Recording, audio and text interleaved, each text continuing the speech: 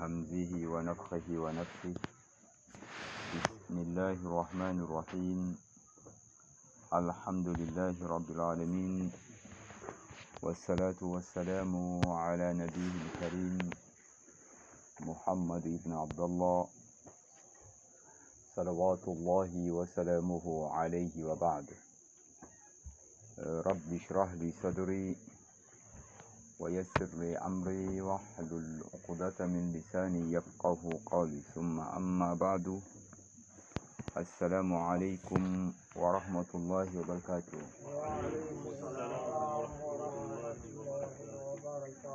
Nous remercions Tabaraka wa Ta'ala de nous avoir réunis une nouvelle fois aujourd'hui dans cette noble mosquée Masjidul Rahma.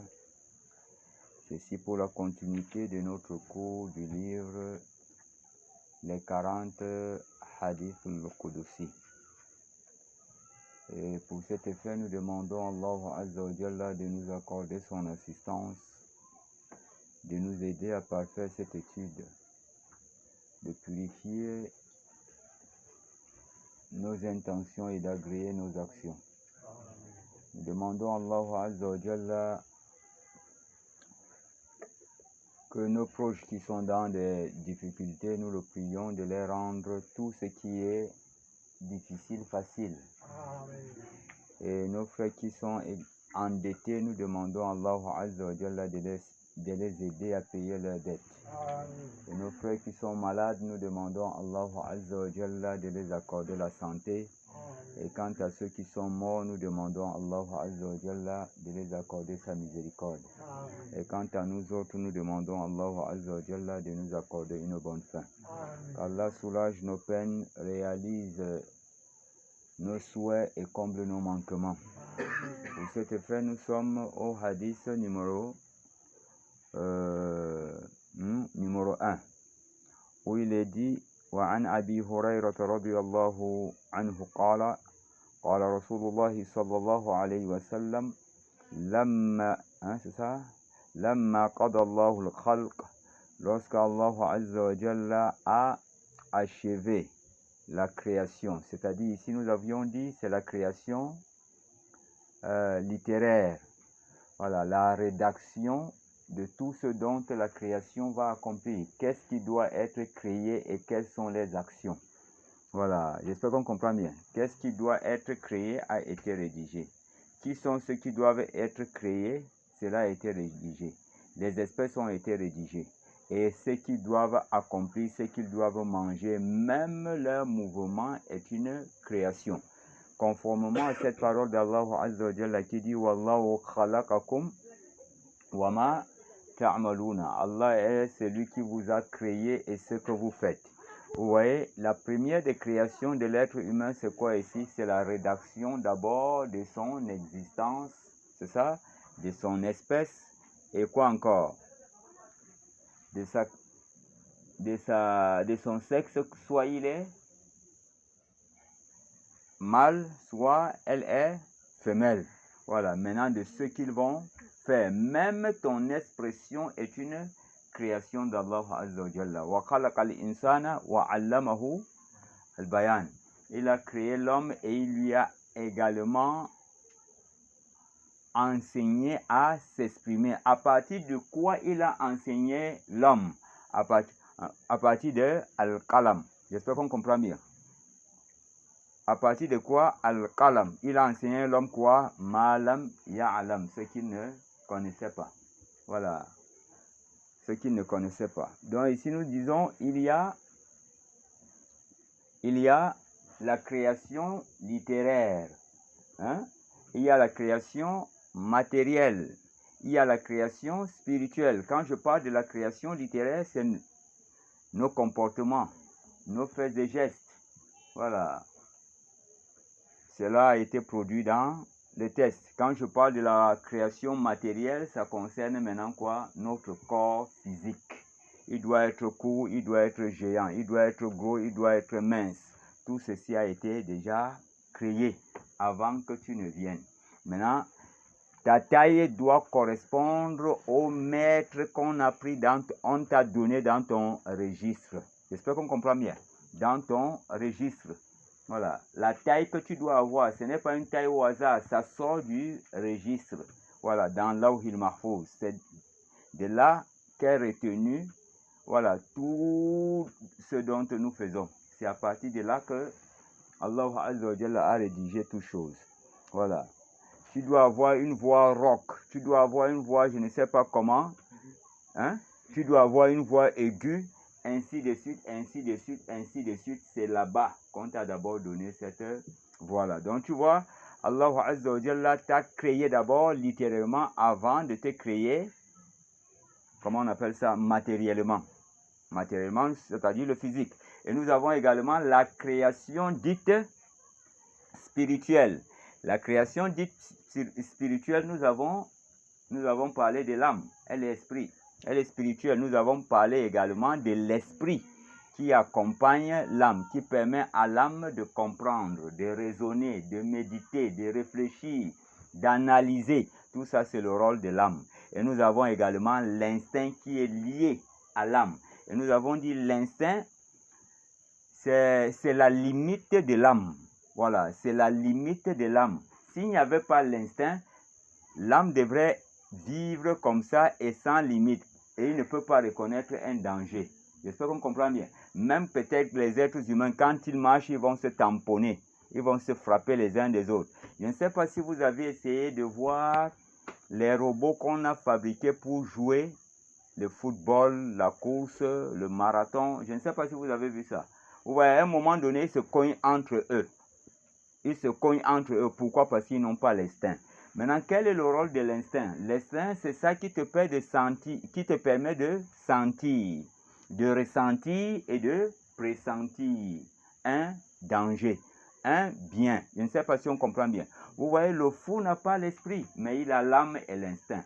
Voilà pourquoi quand le fou marche, il regarde celui qui est devant lui et il évite. C'est l'instinct qui le permet de faire tout ça là. Voilà. Donc nous comprenons donc que l'instinct, c'est lui qui est le conducteur de l'âme. C'est lui qui est le conducteur du corps et de l'esprit. Je ne sais pas si on comprend bien.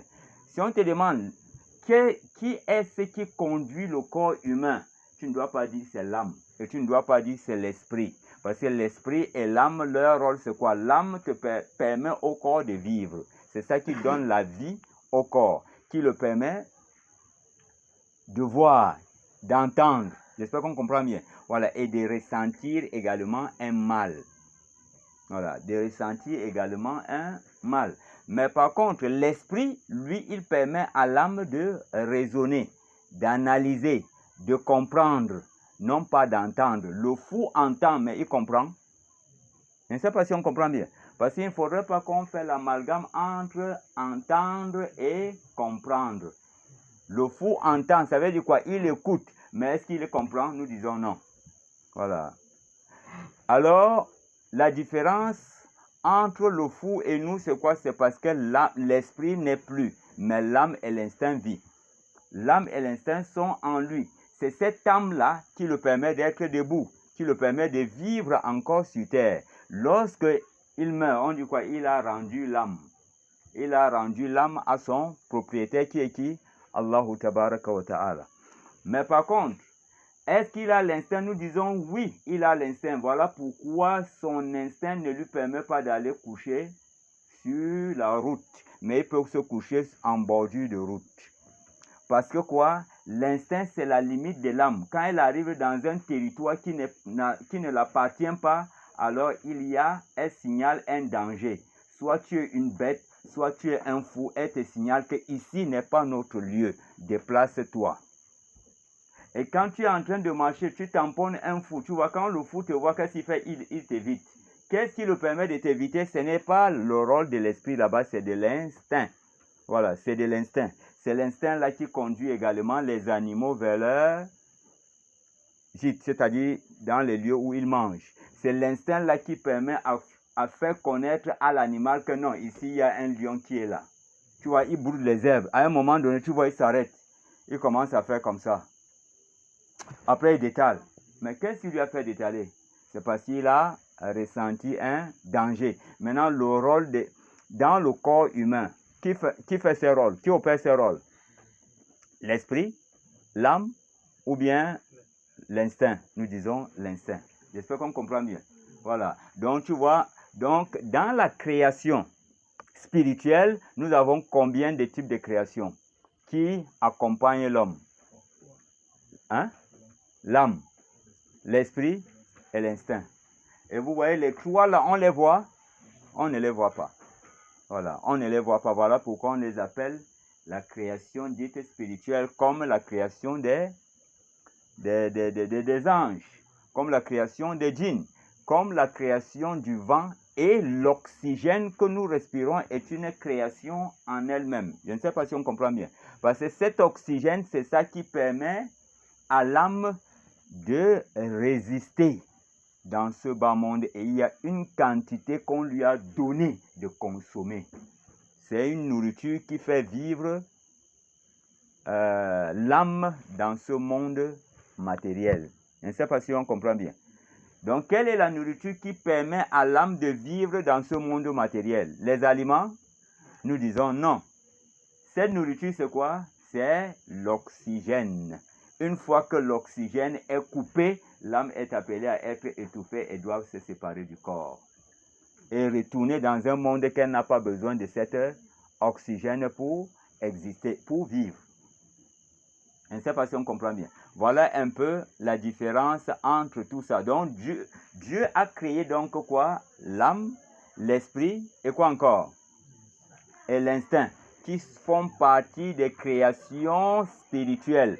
Si donc la personne dit, mais comment l'instinct peut être une création? Tu lui dis seulement, Wallahu khalaqakum wa ma ta'maluna. Allah est celui qui vous a créé, vous et ce que vous faites. Voilà, vous et ce que vous faites. Et Allah a créé toutes choses. Si déjà Allah a créé tes œuvres, il n'a pas créé les moteurs énergétiques qui te conduisent vers ces œuvres-là. Hein? Parce que quelqu'un va dire que mais il a créé mes œuvres. Maintenant, qu'est-ce qui m'a conduit à œuvrer? J'espère que ce n'est pas l'âme. J'espère qu'on comprend bien. J'espère que ce n'est pas l'âme, c'est deux choses. C'est deux choses. 1, 2, l'instinct. J'espère qu'on comprend bien. Maintenant, entre les trois, qu'est-ce qui conduit les autres? L'instinct. Si tu as compris ça, tu n'as pas de problème. Voilà. Si tu as compris ça, tu n'as pas de problème. Donc, lamma qadallahu al-khalq, lorsque Allah Azza wa Jalla a parachevé donc la création. Et dans la création, nous avons parlé de la création littéraire, la création spirituelle et la création matérielle. Nous avons également la création gestuelle.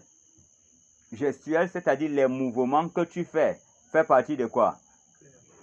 La preuve, c'est quoi? Wallahu khalaqakum wa ma ta'malun. Allah est celui qui vous a créé, vous et ce que vous faites. Maintenant, tes gestes là font partie de quoi? Ce sont des faits, non? Donc, ça entre dans quoi? Dans la création. Qu'Allah Azza wa Jalla nous facilite et qu'Allah nous assiste. Donc, tu vois, toute cette création-là est consumée, contenue dans quoi? Dans un livre. C'est ça qui est là au Mahfouz. Lorsque Allah Azza wa Jalla a parachevé donc la création, l'écriture de tout ce qui doit être créé. C'est de ça qu'on te parle ici. Lamma qadallahu al-khalq. Lorsque Allah Azza wa Jalla a achevé par écrit la création de tout ce qui doit venir. Donc, il a parachevé l'écriture de toutes les créations qui doivent venir à l'existence. J'espère qu'on comprend bien. Kataba fi kitabihi. Alors, il a prescrit fi kitabihi dans son livre. Quel est ce livre-là? Lawhil Mahfouz. J'espère qu'on comprend bien. C'est dans ce livre qu'est sorti le Coran. Le Coran a été écrit 50 000 ans avant la création du ciel et de la terre. La Torah a été écrite quand? 50 000 ans avant la création du ciel et de la terre. L'évangile a été écrit quand?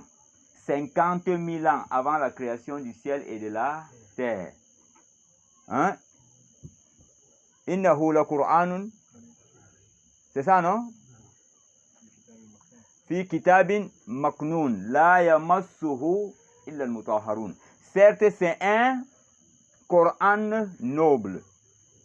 C'est ça, non? Fi kitabin maknoun. Dans un livre préservé. Maintenant, qu'est-ce qui est dans un livre? Le Coran. Et le Coran est quoi? Un livre. Donc ici, on nous fait allusion à combien de livres? Un ou deux? Deux. Maintenant, quel est le livre qui porte l'autre? Hein? Lawh al-Mahfouz. Bal huwa Qur'anun? Non, non. Bal huwa Qur'anun Majid. Fi? Maintenant, c'est propre, non? Voilà. Voilà. Allah dit, mais oui, c'est un Coran glorieux dans la tablette préservée. Maintenant, la tablette préservée, là, c'est quoi? Lawh al-Mahfouz. C'est le livre dans lequel Allah fait allusion ici. J'espère qu'on comprend bien. C'est le livre dans lequel, c'est le livre auquel Allah fait allusion ici, là. Voilà, c'est ce livre-là. Bon, regardez le Coran. Nous avons dit qu'il a été écrit combien d'années? 50 000 ans avant la création du ciel et la terre. Vous voyez, Allah nous a laissé avec des questions, mais il a donné les réponses 50 000 ans avant que nous existons. Yas'alunaka anil khamri wal maisir. Il t'interroge sur le vin et le jeu de hasard. Maintenant, cette question, cette réponse-là a été donnée quand? En tant qu'un intellect qui a étudié sa religion. On te demande, cette question, cette réponse a été donnée quand?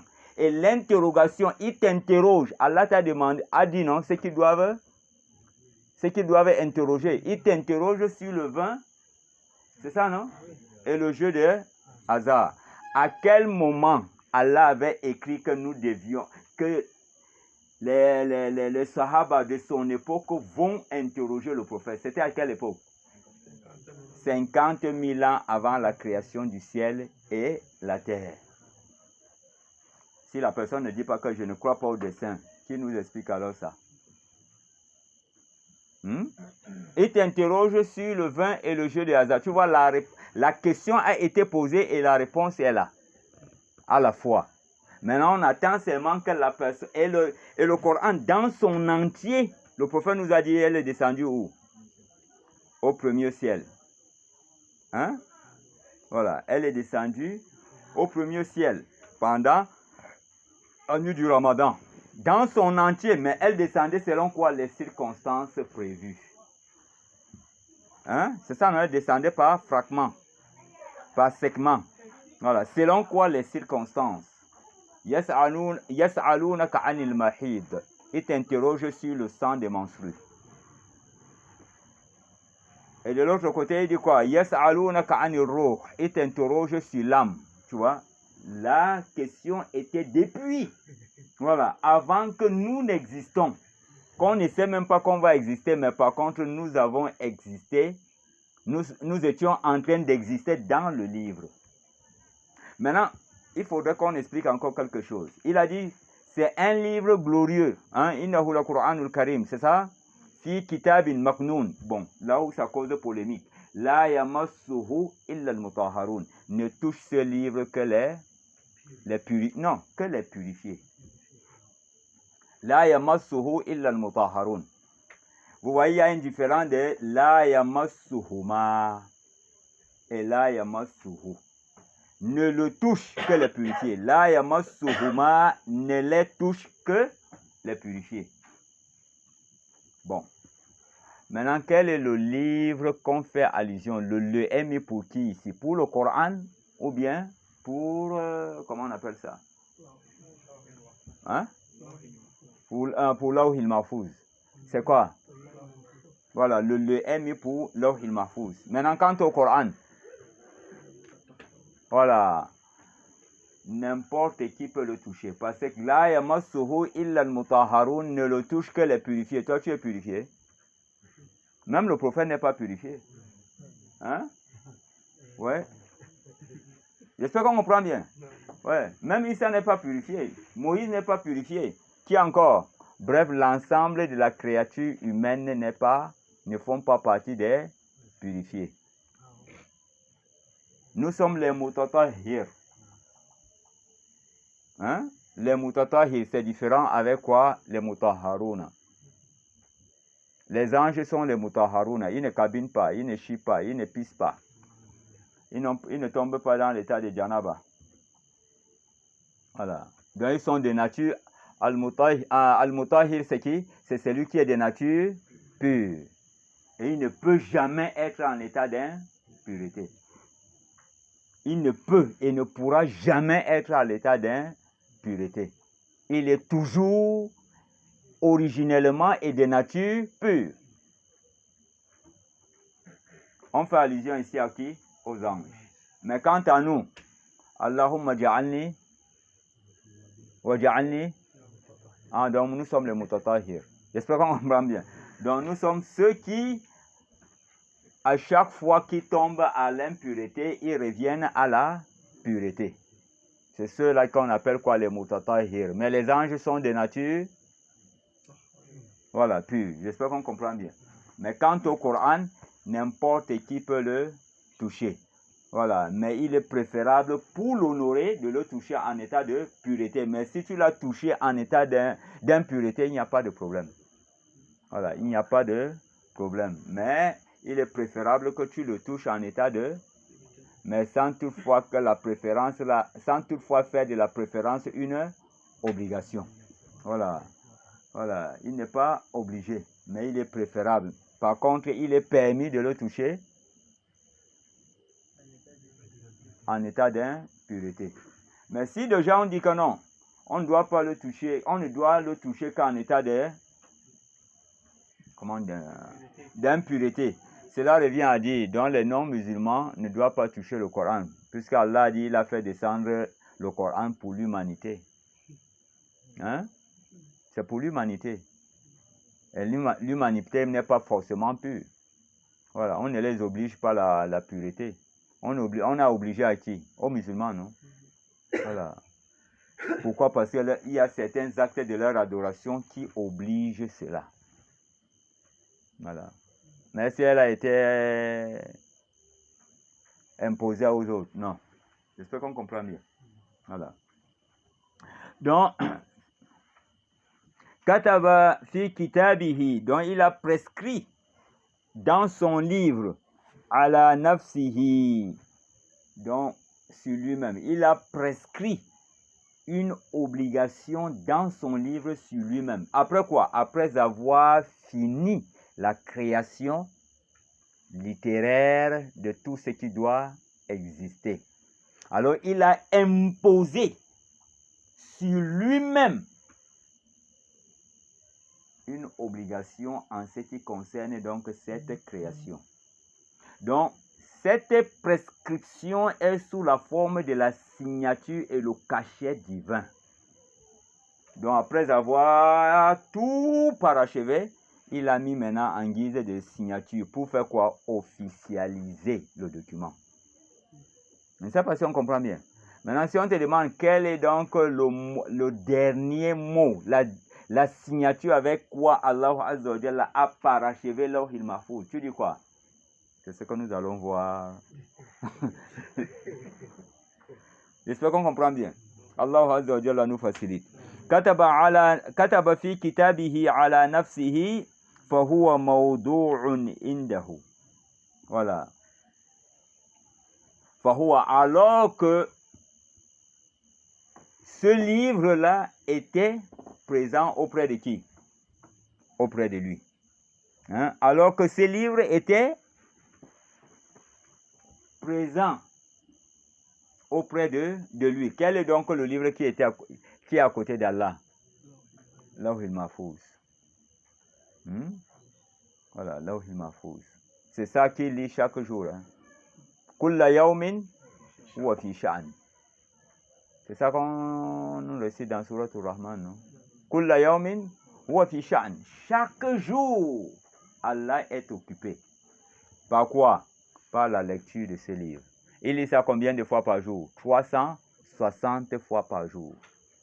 Et à chaque fois quand il lit, il y a une naissance, il y a un mort, il y a une guérison, il y a une maladie. Il y a quelqu'un qui va monter au pouvoir, il y a quelqu'un qui va descendre. Il y a quelqu'un qui va chuter économiquement et il y a quelqu'un qui va monter en économie. Il y a quelqu'un qu'on va sauver et quelqu'un qui va faire un accident. Ainsi, chaque fois quand il lit, quelque chose se produit sur terre. Bon, on ne sait pas s'il lit ce soir, on risquerait de tomber quelqu'un. Oh, j'espère qu'on comprend bien. Voilà, il faudrait seulement qu'on se prépare. Voilà, qu'on se prépare. Alors que ce livre est présent auprès de lui. Il a écrit quoi? Il dit Inna rahmati taghlibu ghadabi. Certes, en toute vérité, ma miséricorde a débordé. A débordé, a dévancé ma colère. Donc, ma miséricorde, 1, a débordé. 2, a dévancé. 3, a dominé ma colère. Donc, quel qu'en soit ce que vous pouvez faire, ne désespérez pas de moi.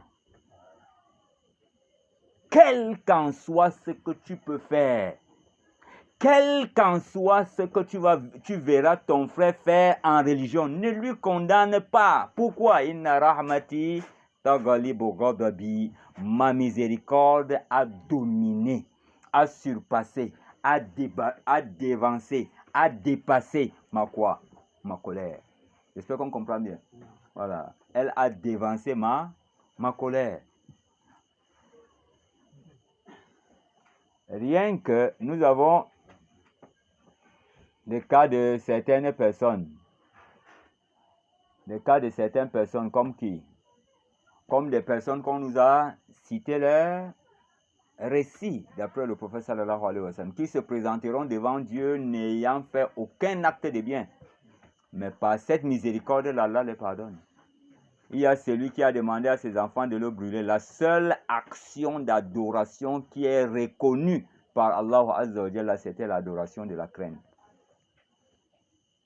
Il n'a rien fait. La prière, là, il n'est pas dedans. La zakat, il n'a rien fait de bon. Il n'y a rien de bon. Ça veut dire quoi? Quand on dit il n'y a rien de bon, il y avait le lien de parenté. Il a rompu, non? Il n'y a rien de bon. Mais la seule chose qu'on a vue en lui, Ibn Taymi a dit, la seule adoration qui était, c'était l'adoration cachée. Voilà pourquoi quand on lui demande qu'est-ce que c'est l'adoration, il dit quoi? L'adoration, c'est une parole globale qui globalise tout ce que Allah aime et agrée, en apparence ou en cachette. En cachette, nous avons la crainte, la confiance en Allah, la sincérité. J'espère qu'on comprend bien. L'humilité, tout ça là, ça fait partie des actes d'adoration. Rien qu'une seule action qu'Allah Azza wa Jalla a acceptée parmi les actes du cœur, alors surpasse toutes les autres actions que les membres vont faire. Elle surpasse. Le poids de cette action-là est supérieur à toute autre action. Après vient la parole. La parole, ce que tu prononces de bouche. Après l'acte du cœur, ce qui suit, c'est quoi? Ce n'est pas les membres, hein? C'est maintenant ce que tu prononces de bouche. Voilà un hadith où le prophète sallallahu alayhi wa sallam nous raconte, c'est aussi un hadith al-Qudusi, nous raconte la parole d'une personne qui a traumatisé et qui a causé de la peine aux malaïka, aux 2 scribes. Cette parole, c'est laquelle? Il dit Allahumma lakal hamd kama yambaghi li jalali wajhika wa li azimi sultani. Il dit, ô Seigneur, à toi revient les louanges, comme cela sied à la majesté de ton visage, Wali azimi sultanik, et à l'immensité de ton pouvoir. Les anges ont dit, merde alors, comment est-ce qu'on peut écrire ça? Les anges ne sachant pas quoi faire, ils sont tous deux montés consulter Allah Azza wa Jalla parce qu'ils ne savent pas ce qu'ils peuvent écrire. La parole est excessivement énorme qu'elle ne peut pas être contenue dans leur registre. Imaginez rien que cette parole-là que Allah a acceptée de celui-là. Il vient maintenant auprès d'Allah, il n'a pas prié, il n'a pas gêné, puisqu'il y a la balance. Voilà quelqu'un qui était apporté Yawm al-Qiyamah, n'ayant fait aucun acte de bien. Allah Azza wa Jalla lui a interpellé. Il lui dit, Iqra. C'est ça? Kitabak, kafa binafsika, kafa. Voilà. Lis ton livre, cela est largement suffisant pour toi pour faire tes propres comptes. Il s'est mis à lire. Il n'y a aucun acte de bien. Allah demande, mon serviteur a encore d'autres actions? On dit, il n'y a rien. Allah dit non. Il y a auprès de moi quelque chose. Pourquoi Allah dit, il y a auprès de moi? Les anges, eux, ils écrivent ce qu'ils voient et entendent. Mais Allah lui regarde quoi? Le cœur. Donc ça, c'est entre moi et mon serviteur. Il y a quelque chose. Allez me prendre la carte. Toi, tu es resté du condamné, non? Allah te surprend maintenant. Allez me chercher la carte. Hein? Il n'a que là, il est là. Hein? Il n'y a pas le deuxième. Voilà. Il n'y a pas le deuxième. Voilà. Bien vrai qu'on peut apporter dans un autre récit le deuxième. Voilà. Dans l'autre, il n'y a pas le deuxième. Le deuxième, c'est quoi? Wa ashhadu Muhammadan Rasulullah. Non, il n'y a pas.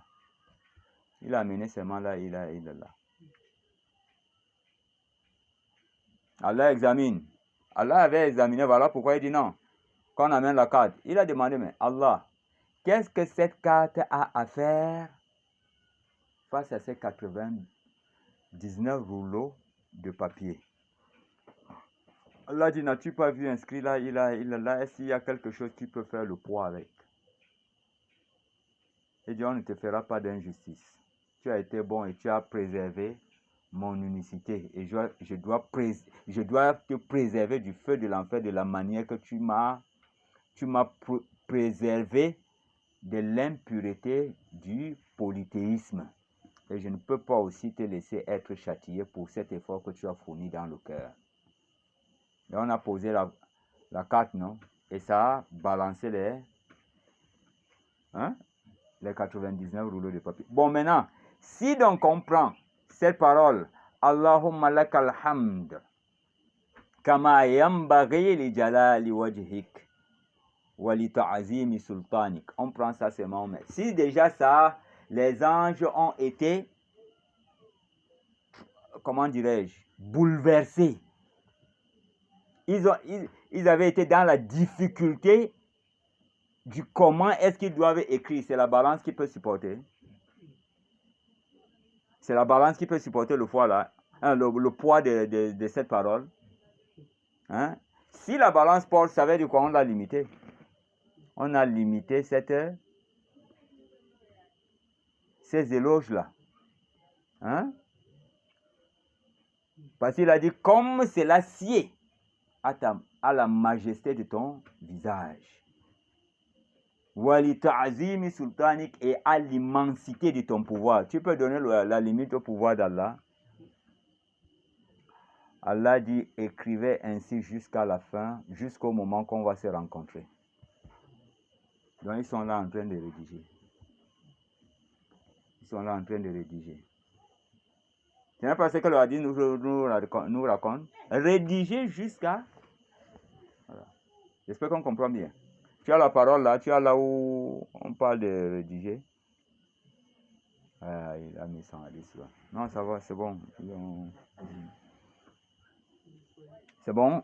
Voilà. Donc, inna rahmati taghlibu ghadabi, ma miséricorde a dévancé ma colère. Ça veut dire quoi? Peu importe ce que tu vas faire, tant que tu n'as pas fait le shirk, c'est le shirk qui te pousse à désespérer de cette miséricorde. La seule chose, c'est le shirk. Mais peu importe ce que tu fais, inna Allah la yaghfiru an yushraka bi. La yaghfiru yani yawm al-qiyamah. Mais si le mouchrik se répand ici dans la dunya, Omar n'était pas mouchrik, il s'est repenti, Allah a accepté, non? Hein? Il s'est repenti, Allah a accepté. Il est devenu quoi? Le meilleur des hommes sur la surface de la terre. Hein? Donc quand il dit inna Allah la yaghfiru an yushraka bi, Allah ne pardonne pas quiconque lui donne quelques associés, ça veut dire quoi? C'est après la mort, ba'd al-maut. J'espère qu'on comprend bien. Donc après la mort. Mais pendant que tu es en vie, donc cela veut dire quoi? Si tu meurs, même si tu n'as pas fait d'istighfar, mais je ne vous conseille pas de ne pas le faire, il faut toujours le faire. J'espère qu'on comprend bien. Même si tu meurs et que tu n'as pas fait l'istighfar, soit expressément, soit non, et que tu es mort, tu as toujours l'espoir, à condition que tu n'as pas associé Allah. Inna Allah la yaghfiru an yushraka bi wa yaghfiru ma duna zalika liman yasha. Voilà. Mais en dehors de ça, il pardonne à qui il veut. Voilà. Qui il veut. Maintenant, il pardonne à qui il veut grâce à quoi? Inna rahmati taghlibu ghadabi. Et il a dit, seuls les injustes désespèrent à quoi? À cette miséricorde. C'est ce qu'il a dit dans le Coran, non? Que seuls les injustes désespèrent à cette miséricorde. Mais le croyant, le musulman, il a l'espoir. Il a l'espoir. J'espère qu'on comprend bien.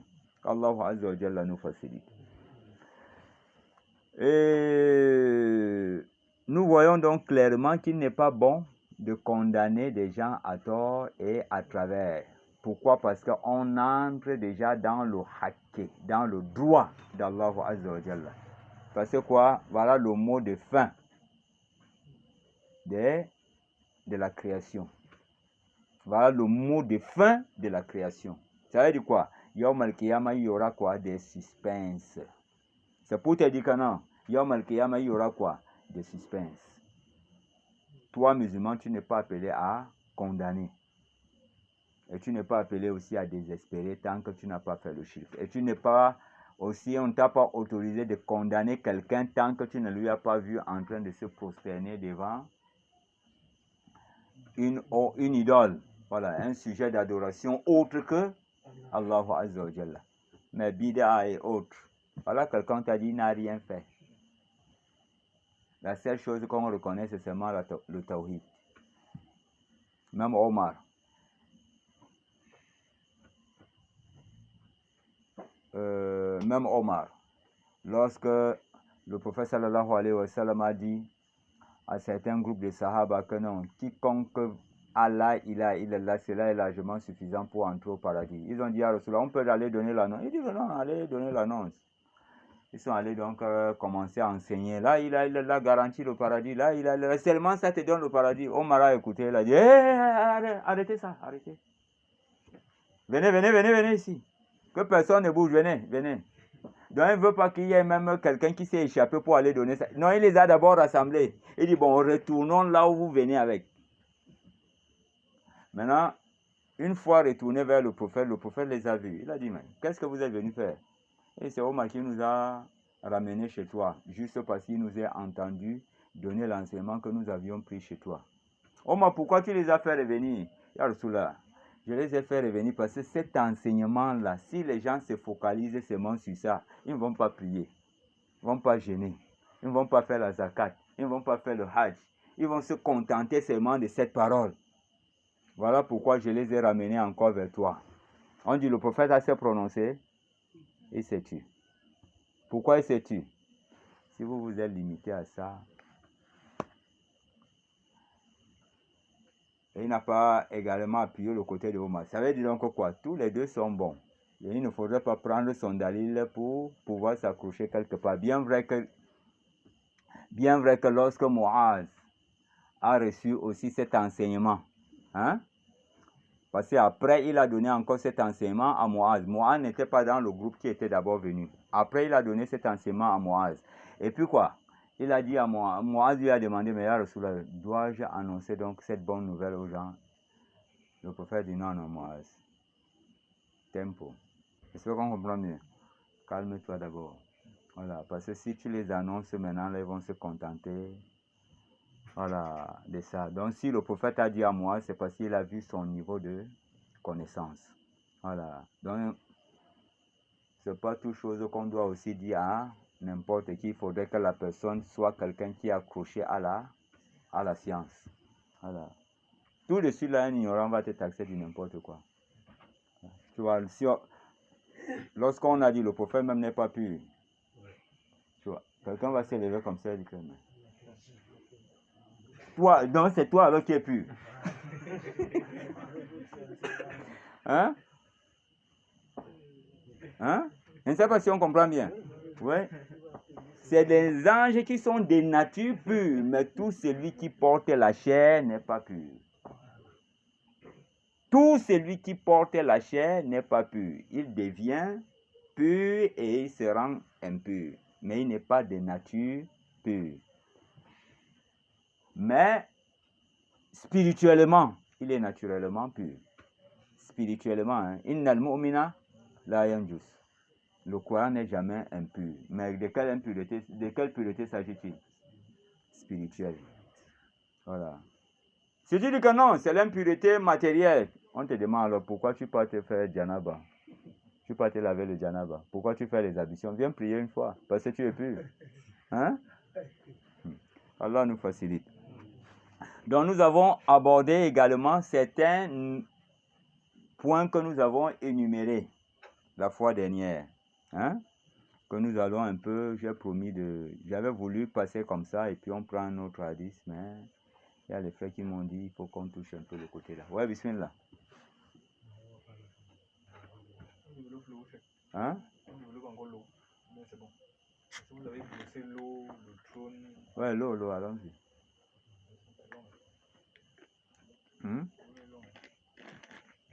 Et toi, vous avez dit qu'on développe. Hein? Bon. L'eau fut la première création avant le temps de la plume. Dans la toute première création, après quoi? L'inexistence et l'existence. Ne mettez pas là le temps dans la création. Hein. Le temps n'est pas une création, c'est Allah. Hein? Allah dit quoi? Wa ana dahr. Le fils d'Adam insulte le temps, mais il ne devrait pas le faire, car moi je suis le temps. Voilà pourquoi le temps n'a pas un commencement, mais c'est dans le temps qu'on utilise. C'est le temps qu'on utilise pour pouvoir créer. Je ne sais pas si on comprend bien. Voilà. L'inexistence et l'existence ont été créées dans un temps. Et le temps est une création, nous disons non. Et tu peux dire que, et tu peux donner à ton fils Abdul Dahar. Hein? Ah, tu as d'abord secoué. Hein? Allah dit wa ana Dahar. Hein? Je suis le temps. Je suis l'époque. Je suis l'air. Pas l'écho, non. E-R-E. C'est ça, non? Voilà. Je suis l'air, je suis l'époque. Je suis le temps. Voilà. Tu peux accoucher un enfant. C'est un garçon. Ah, je vais lui donner mon nom Abdul Dahar. Ouais, c'est fini. J'espère qu'on comprend bien. Donc, la toute première chose, ne mettez jamais le temps comme une création. Voilà. Allah lui-même, c'est le temps et il la gère comme il veut. Voilà pourquoi il nous prête ce temps. Et voilà pourquoi des fois il limite le temps. Tu vois, ici, il nous a limité le temps. Une journée, c'est combien? 24 heures. Ici-bas, non? Et dans le barzakh, le temps du barzakh, il a arrêté le temps là. Comme il a arrêté chez lui. Là-bas, le temps ne compte pas. Auprès d'Allah, le temps ne compte pas. Il est le temps lui-même. Le temps se compte. Non, c'est quand tu le prêtes qu'on compte. J'ai mon argent, une fois que je te donne, je commence à compter le jour que tu dois me remettre. Hein? Voilà. Mais mon argent n'a pas un temps fixé là où c'est. Hein? Mais à partir du moment où je t'ai donné, je commence. On avait fixé, tu dois faire 2 mois, non? Pour me rendre. Donc, ça commence à compter. Je t'ai donné, donne-moi. Toi, tu dis, donne-moi le temps, non? Hein? Attends, tu ne dis pas souvent, donne-moi le temps. Ah, ah. Voilà, ajoute-moi un peu le temps. Voilà. Je ne sais pas si on comprend bien. Donc, c'est Allah qui a ce temps. C'est pour lui. Comme ton bien est pour toi, une fois que tu sors, tu donnes à quelqu'un en prêt. Tu commences à compter le temps qu'il doit venir te rembourser. Parce que la vie qu'il nous a donnée, c'est un prêt.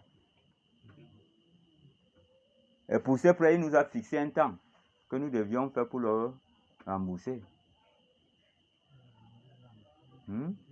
Voilà, tu rends l'âme. C'est ça, non? Voilà, tu vois, il nous a donné le temps. Il nous a donné le temps. 24 heures. Et dans le monde de Barzakh, le temps s'arrête. Ça n'avance plus. C'est arrêté. Quand Allah parle dans le Coran qu'il expose Pharaon du matin au soir, non, c'est pour faire allusion à ton temps. Donc il serait permanemment dans le châtiment. Il serait en permanence dans le châtiment. Si tu as les versets là où Allah Azza wa Jalla a dit Wala yukhaffifu anhumul azab. Il ne les allégera pas. Il n'allégera pas sur eux le châtiment. Donc, si tu dis matin et soir, ça veut dire donc quoi? Donc, Pharaon, de fois, on l'allège? Non, Allah dit on n'allège pas. Maintenant, matin et soir, ça veut dire quoi? Il serait en permanence en châtiment. Matin et soir, c'est dans ton matin et soir, ce n'est pas là-bas. Eux, ils n'ont pas du matin, ils n'ont pas le soir. Ils sont seulement dans un temps arrêté. Issa est mort à 33 ans. Il va revenir à combien? 33 ans. Les gens du caverne étaient morts. Ils sont restés pendant 9 ans, 3 siècles et 9.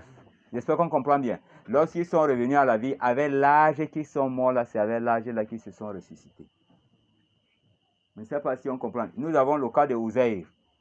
Uzair est mort. Après plusieurs siècles, il est ressuscité avec l'âge qu'il est mort. Pourquoi là-bas on ne vieillit pas? Non, le temps est arrêté là-bas. Le temps est arrêté là-bas. Voilà. Bon, maintenant nous allons quitter d'un temps de 24 heures pour aller à un temps qui est arrêté. Et du temps arrêté, nous passons maintenant à un temps dont la durée est 50 000 ans. Avant que le jugement ne commence. Tu vois, on a fixé encore un autre temps. Parce que Allah, c'est lui le temps. Il a fixé maintenant un autre temps pour une journée de 50 000 ans. Voilà. Après ça, maintenant, nous passons donc à une journée qui va rester maintenant éternellement, dont la durée est de 1000 ans. Au paradis et en enfer. Une journée est égale à 1000 ans. Mais là-bas, il n'y a pas de jour et il n'y a pas de nuit. C'est comme ça seulement. La vie au paradis. C'est Allah qui sait comment est-ce qu'on va calculer le... Voilà. Puisqu'on on ne dort pas au paradis. On ne dort pas. Là-bas, c'est la vie. Tu dors pourquoi? Au paradis, on ne dort pas. Voilà. Au paradis, on ne dort pas. J'espère qu'on comprend bien. Voilà. Donc, après avoir donc créé toutes ces choses-là, l'inexistant et l'existant, la première des choses, c'est quoi? L'eau. La première des choses, l'eau. Oui, allons-y. Ibn Hibban a rapporté dans son Sahih. Donc, Ibn Hibban rapporte. D'après Abu Huraira. Donc, il rapporte dans son Sahih d'après Abu Huraira qui dit. J'ai dit, ô messager d'Allah. Il dit, j'ai demandé au saint prophète sallallahu alayhi wa sallam. Chaque fois que je te vois, je me sens bien. Masha'Allah, c'est-à-dire chaque fois que je te rencontre, Ya Rasulullah, je suis de bonne humeur. Même si je suis angoissé, une fois que je te vois, je ressens une réjouissance à l'intérieur. Voilà, je suis toujours de bonne humeur. Cela montre quoi? La foi d'Abu Huraira. La foi d'Abu Huraira. Il y a certains musulmans, dès qu'ils voient seulement son frère, ils s'énervent. Il ne te connaît pas, vous ne vous êtes jamais vu. Juste, et dit sa tête ne me plaît pas. Mais pourquoi chaque fois? Monsieur l'a dit, sa tête ne me plaît pas. Il te dit ça clairement. Sa tête ne me plaît pas. Et lui, c'est sa tête qui te plaît, qui le plaît. Hein? Donc cela montre que la personne qui parle comme ça, cela est une preuve qu'il n'a pas de foi. Nul d'entre vous ne serait véritablement croyant que lorsqu'il a aimé pour son frère ce qu'il aime pour lui. Ta tête ne te plaît pas, pourquoi? Elle est moche, c'est lui qui s'est créé. Oui, allons-y. Informe-moi sur toute chose. Ya Rasulullah, moi, je suis un élève. Tout ce qui est bon, informe-moi, Ya Rasulullah. Informe-moi sur tout ce qui est bon, qui est utile pour ma foi et mon adoration. J'espère qu'on comprend. Mais c'est ça sur toute chose, non? Voilà. Voilà, allons-y. Il a dit. Parce que sur toute chose, il va commencer. Bon, comme il a dit sur toute chose, voilà pourquoi le prophète a commencé alors par la première des choses. Allons-y. Il a dit Kullu shay'in khuliqa min al-ma'i. Kullu shay'in. Toutes choses ont été créées à partir de quoi?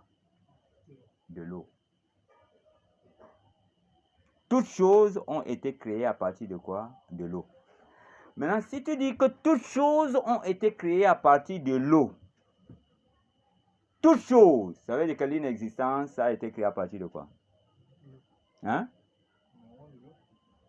Normalement de l'eau. Mais l'eau a existé. Mais il faudrait que l'eau existe pour qu'on crée l'inexistence, non? Mais l'inexistence n'existe pas pour que l'eau existe.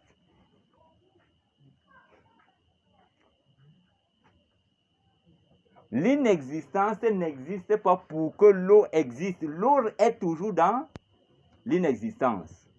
Bon, il y a l'inexistence. L'eau peut être créée. Pourquoi? Parce qu'il n'y a pas encore l'existence. Pas que tu comprends ça, ça commence à te chauffer la tête. Simplement, c'est simplement. Comprends ça simplement. Voilà. Parce qu'il n'y avait pas encore l'existence. C'est à partir du moment où alors Allah a fait sortir l'existence dans l'inexistence, dont la première des choses, c'est quoi maintenant? L'eau. C'est à partir de l'eau que la création donc a commencé. Allah a créé toutes choses à partir de quoi? De l'eau. On continue. Rapporté, et Ibn Majah a rapporté semblable à cela dans ses sunan. Donc, Ibn Majah a rapporté également un hadith semblable à celle citée par Abu Huraira dans ses sunan, oui.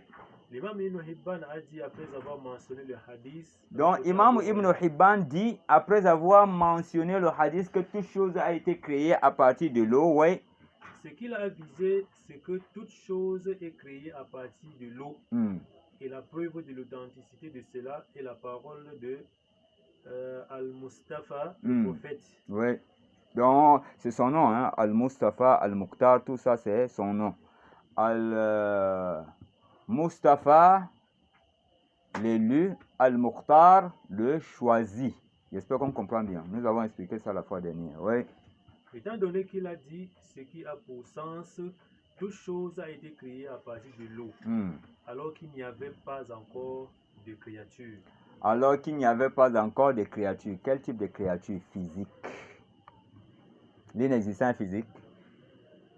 L'existant est physique. J'espère qu'on comprend bien. Voilà. Hein? L'inexistence est physique.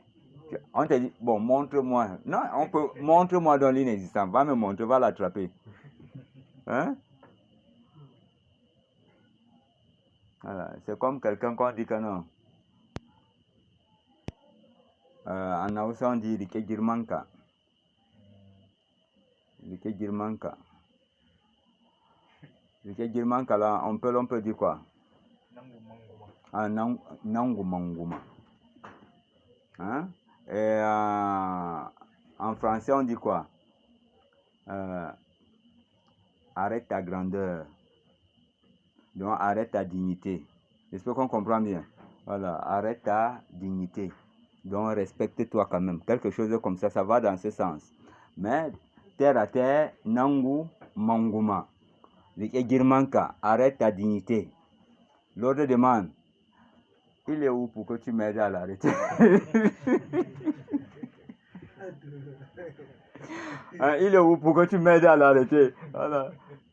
Donc, il était en train de se quereller avec quelqu'un. Il dit que non, respecte-toi, arrête ta dignité. Il dit, il est où? Pourquoi tu m'aides à l'arrêter? Hein? Donc, c'est un peu dans ce sens l'inexistence et l'existence. Mais ici, on fait allusion à quoi? Les créatures matérielles. J'espère qu'on comprend bien. Voilà, l'eau est matérielle et doit être créée et il doit créer des choses matérielles. Maintenant, si on te demande, la terre a été créée à partir de quoi? Tu réfléchis encore? L'eau. Hein? Voilà, le poisson a été créé à partir de quoi? L'eau. Les bêtes ont été créées à partir de quoi? L'homme a été créé à partir de quoi? L'eau. Ouais, parce que c'est de l'eau qu'on a eu de la terre et de la terre on a mélangé encore avec l'eau pour avoir l'homme. Oui, allons-y.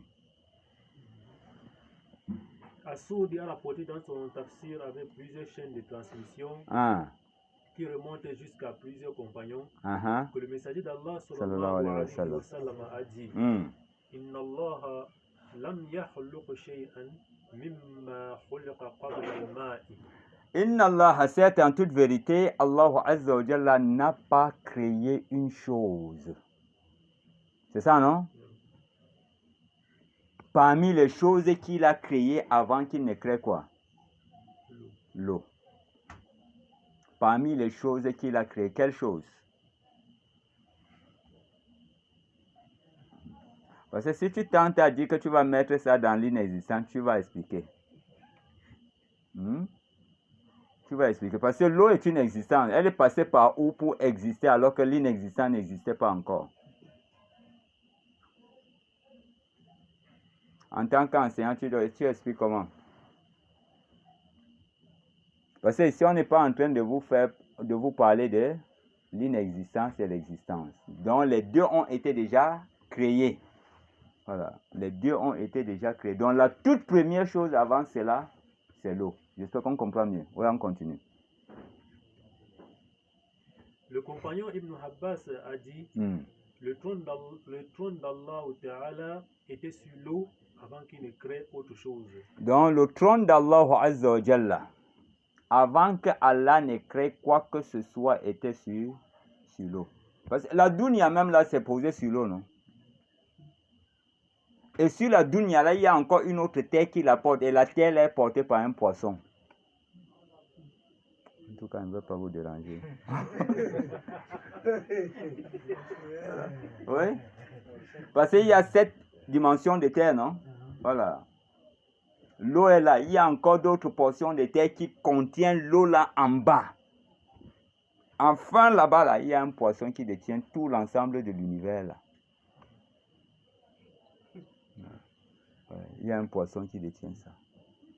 Et tout l'univers là, il y a un océan là qu'on jette. Tout l'univers là, avec le poisson là dedans. Ça l'avale. Oui, le poisson là avale tout l'univers. Et l'univers là, il y a un poisson qui le noie. Il y a un océan qui le noie. Et l'océan là, il y a un ange seulement. S'il vient, il met seulement sa tête comme ça là pour mouiller sa tête. Lorsqu'il relève comme ça, tu vois, tout l'eau est absorbée. C'est comme si tu mettais de l'éponge dans... Oui. Quand Allah dit Allahu Akbar là, c'est celui qui connaît Allah, qui connaît vraiment le Akbar là. Oui. Oui. Tout l'univers, faites les recherches. Fouillez. Vous voulez que je vous envoie encore les tests?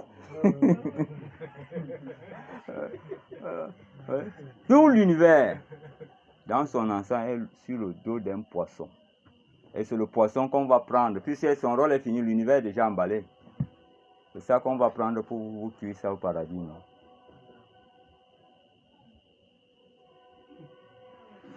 Allah fasse que nous entrons. Allah nous facilite. Voilà, on est où?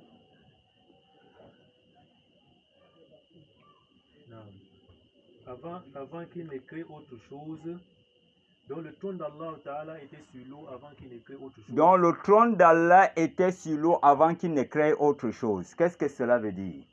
Donc le trône elle-même d'abord sort de où? Hein? Non, non, non. Par quoi est-ce qu'on l'a créé? L'eau. Parce que tu as déjà ton appui. C'est à partir de l'eau que toute chose a été créée. Maintenant, après l'eau, qu'est-ce qui a été créé? Le trône d'Allah. Parce qu'on est en train de préparer le terrain. Tu vois, l'eau, c'est ça qui est la fondation, le point d'appui du coursier, sur lequel on doit le poser.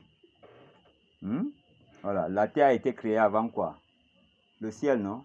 Parce que c'est sur le ciel que la terre va être posée. Voilà pourquoi on a d'abord créé l'eau. Et de l'eau, on a créé quoi? Hein?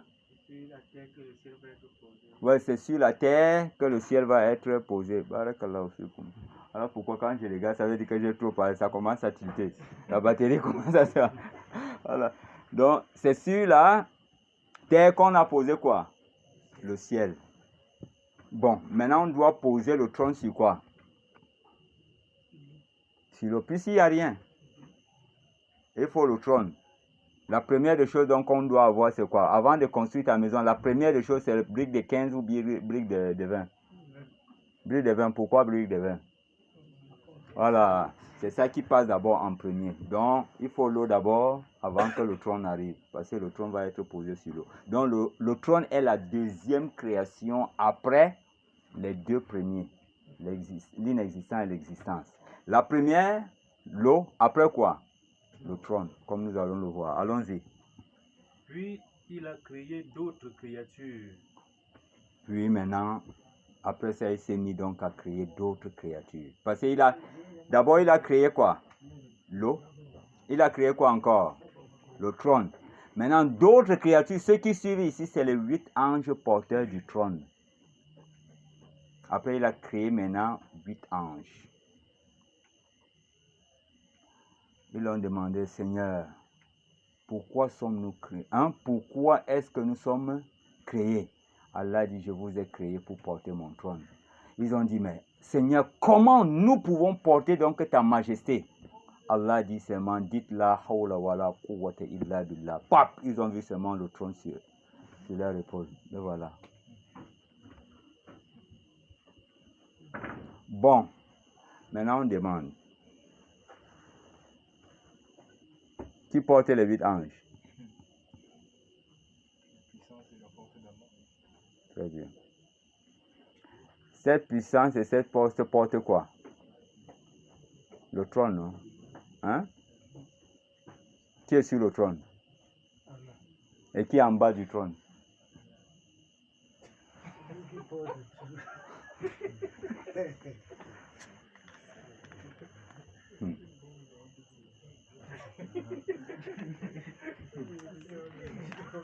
Non, réfléchissez, hein?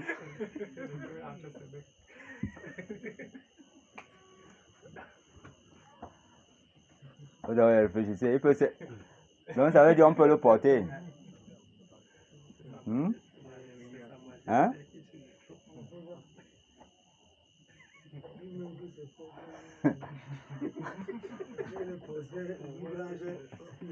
J'espère qu'on comprend bien. Voilà. Donc, le trône représente quoi? C'est ça qui symbolise la majesté. C'est sa majesté. Ça symbolise quoi? Donc, c'est un symbole de sa majesté. Symbole de son pouvoir. Symbole de son autorité. Mais ce n'est pas Allah lui-même qui est installé parce que Allah ne se déplace pas d'un lieu à un autre et rien ne peut le contenir.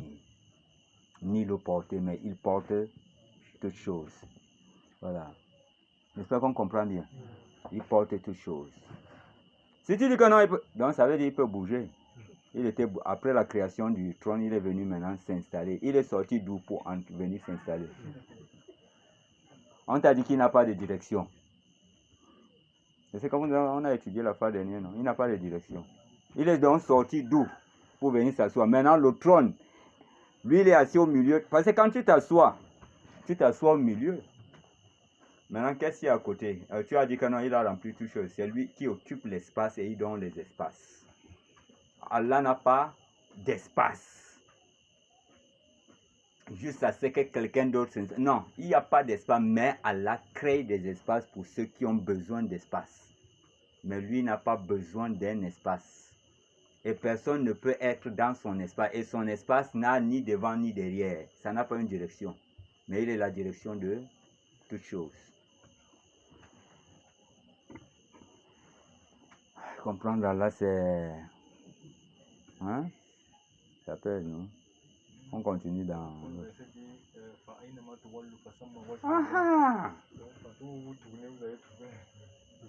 Voilà. Il n'a pas de direction, mais vous êtes tous orientés vers sa direction. N'importe où que vous vous orientez, Allah est là partout. Il cerne toutes choses. Quand on dit Allah est au ciel, on indique sa grandeur. Mais Allah n'habite pas au ciel.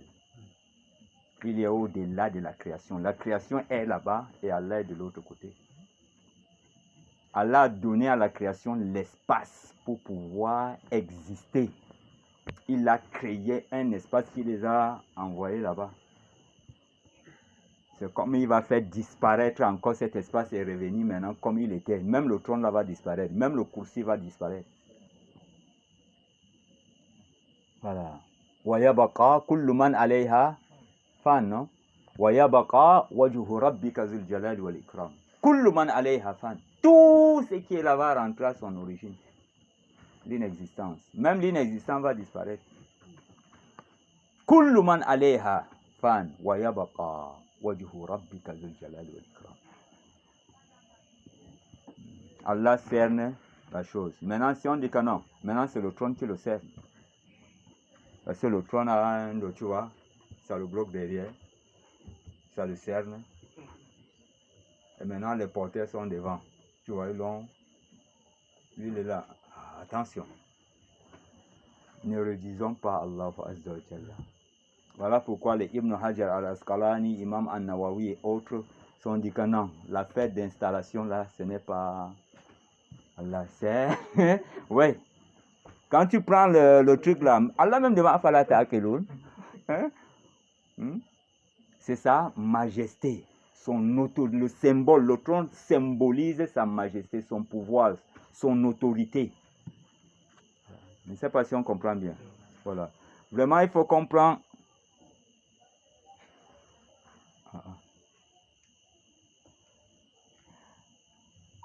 Vraiment, il faut comprendre le temps pour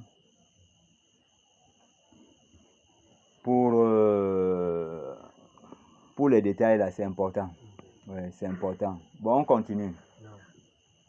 Et la première de ces créatures après l'eau et le trône fut le qalam. Donc la première créature après l'eau et le trône, c'est quoi? Le qalam. Maintenant, l'eau qui est le siège de la fondation du trône, j'ai même oublié. Oui, je vous ai dit que c'est les anges pour 8 porteurs du trône. Non, le qalam d'abord parce qu'ils doivent exister. Maintenant, il faudrait qu'on les mette sur écrit. Voilà, donc la première c'est le qalam. Oui, vraiment depuis là, ça n'a enregistré, je ne sais pas qu'est-ce qui s'est passé. Mais en tout cas, tu vas prendre chez quelqu'un. Oui, allons-y. Abubakar al-Ajouri dans son livre Kitab al-Shar'iyya d'après Mujahid, le Hafiz Ibn Hajar a dit à ce sujet, la primauté du qalam est par rapport à ce qui est autre que l'eau. Donc la primauté du qalam, lorsqu'on dit la première des choses c'est le qalam, ça ne fait pas allusion que ça a précédé, c'est ça non? Ça a précédé l'eau et le trône. Non, non. C'est comme on dit, la première des choses qui a été créée, c'est quoi? C'est l'eau. Mais ça ne fait pas la primauté de quoi? De l'inexistant et l'existence. Donc, après l'eau et le trône, la première des choses qui a été créée, c'est quoi maintenant? Al-Qalam. Parce qu'il faudrait maintenant écrire tout ce dont le pouvoir de Dieu va se manifester sur ça. Voilà, puisque nous avons dit le trône symbolise quoi? Son pouvoir. Et l'eau est symbole de quoi? Comment on appelle ça? L'appui. de ce trône-là. Voilà, bon, tu vois, les éléments sont là. Maintenant, il faudrait maintenant, qu'est-ce qui doit exister et qu'est-ce qui ne doit pas exister. Il faudrait qu'on passe ça sur écrit. Parce que tu vas dire, qu'est-ce qui doit exister, qu'est-ce qui ne doit pas exister. Nous avons des fois la grossesse d'une femme qui entre 2 mois après, avant que l'enfant ne se forme. Il devient une créature, la grossesse disparaît, non? Il y a un projet de grossesse qui est là. Mais 1 mois, 2 mois après, la ventre se gâte. Ça veut dire quoi? Il ne devrait pas exister. Allah avait pris les spermatozoïdes là. Mais, est-ce que ça doit venir au monde? Ça doit exister? Allah dit effacer ça. Donc, qu'est-ce qui doit exister? Qu'est-ce qui ne doit pas exister? Les exemples sont là, non? Voilà. Et ce qui ne devrait pas exister doivent exister. Ce qui ne devrait pas exister par un autre doivent exister par un autre. Ça veut dire donc quoi? Abu Daoud, tu as tous les éléments qui sont en toi pour donner un enfant. Mais seulement, soit ton sperme est faible ou bien tu n'as pas envie de passer par un mariage, mais tu veux quelqu'un qui doit exister, qui vient de toi. L'hôpital crachait est là pour te faire les opérations, pour te cracher les enfants. Hein? Là maintenant, on prend, on appelle ça quoi? In vitro, non? Voilà. On prend maintenant le sperme, là, on peut traiter ça là-bas. On prend maintenant une femme dont on va louer le ventre qu'on appelle une mère porteuse. On prend le sperme, l'ovule d'une autre femme et on mélange avec ton sperme pour pouvoir avoir un enfant. Mais si toi-même tu restes comme ça, tu ne pouvais pas, l'enfant là ne veut pas exister. Mais il faudrait qu'on prenne les éléments de toi pour faire exister l'enfant d'un autre côté. Ce n'est pas le blanc qui fait le travail, c'est Allah. Wallahu khalaqakum wa ma ta'maluna. Voilà. C'est le travail d'Allah. Le blanc, lui, il est qu'un élément qu'Allah utilise pour pouvoir opérer. Ce qui veut que ça existe. Mais c'est pas si on comprend bien. Donc la plume doit se mettre maintenant au travail. Oui, allons-y. Dans son livre Fathul Bari, l'imam Al-Qastalani a dit, après avoir mentionné un hadith, ce hadith indique que la création du trône a précédé celle du Kalam. Donc la création du trône a précédé celle de Kalam. Ça veut dire quoi? Le trône était en premier avant quoi? Le Kalam. Et qu'est-ce qui a été en premier avant le trône? L'eau. Et qu'est-ce qui a été en premier avant l'eau? L'existence. Et qu'est-ce qui a été en premier avant l'existence? L'inexistence. Et qu'est-ce qui a été avant l'inexistence? Non, c'est Allah. Tu vois, ça s'arrête là-bas. Maintenant, pour comment Allah a existé avant que l'inexistant n'existe, parce qu'Allah n'a pas besoin de l'inexistant pour ne pas exister et de l'existence pour exister. Voilà pourquoi il t'a fait ça, pour que toi, en tant que sage et intellect, tu comprends que non, son affaire là, c'est rien que lui. J'espère qu'on comprend bien. Voilà, il n'a pas besoin de temps et il ne vit pas dans le temps. Voilà pourquoi il est toujours au présent. Inna Allah wa malaikatahu. Allah et ses anges prient. Il n'a pas dit ils priaient ou ils vont prier, mais ils sont en train de prier. Pourquoi? Parce qu'ils sont... Allah est dans le présent. Il ne se conjugue pas ni, mais pourquoi au présent? Parce qu'il est. Il a demandé, les Juifs, lorsqu'il s'est entretenu avec Moussa, Moussa lui a demandé, mais Seigneur, si on me demande qui t'a envoyé, il a dit quoi? Je suis celui qui suit. J'espère qu'on comprend bien. Donc, je suis celui qui suit. Ça veut dire quoi en terre à terre? Je suis celui qui est. Je suis celui qui suit. Donc, je suis celui qui ne peut être que dans le présent. J'espère qu'on comprend bien. Je suis celui qui suit. Donc, je suis celui qui doit être dans le présent. C'est ça qui veut dire. Je suis celui qui suit. Ça ne veut pas dire que je suis celui qui suit derrière quelqu'un. Non, non, non. Hein? Je suis celui qui suit. Allah a refusé de mettre le passé ou le futur. Je suis celui qui sera. Non, non, non. Je suis celui qui suit. Mais c'est ça que les chrétiens, tu les expliques juste à ta tête te fait mal. Hein? Ouais. Voilà, quand il dit je suis, il dit qu'il faut enlever seulement le i là pour comprendre. Donc ça veut dire je suis, subhanallah. Voilà, allons-y.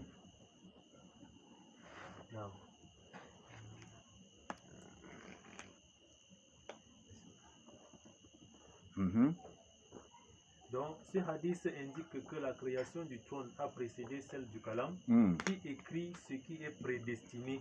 Voilà. Donc, le kalam a pour effet d'écrire ce qui est prédestiné. Prédestiné à être. Elle ne va pas être maintenant.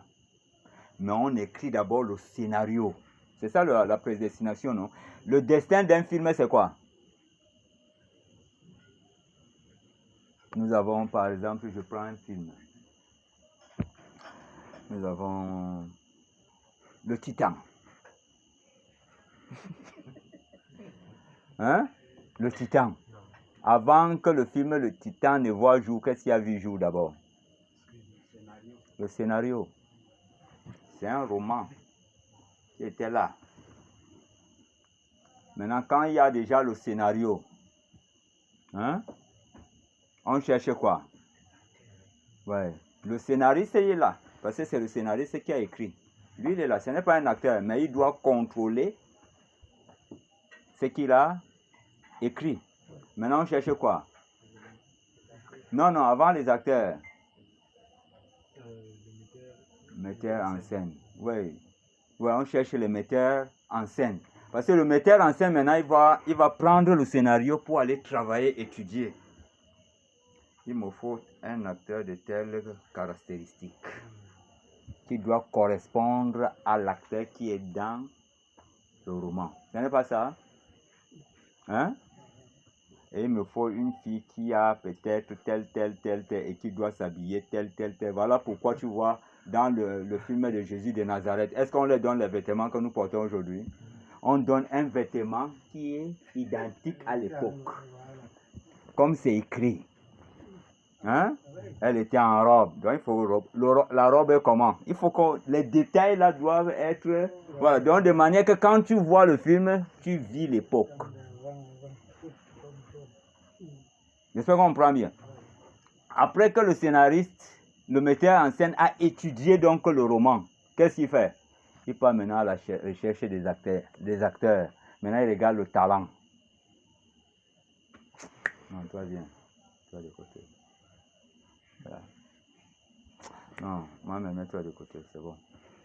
Toi, tu vas jouer le rôle d'ici. Maintenant, tous les parties qui concernent la personne choisie, on coupe ça, on lui donne.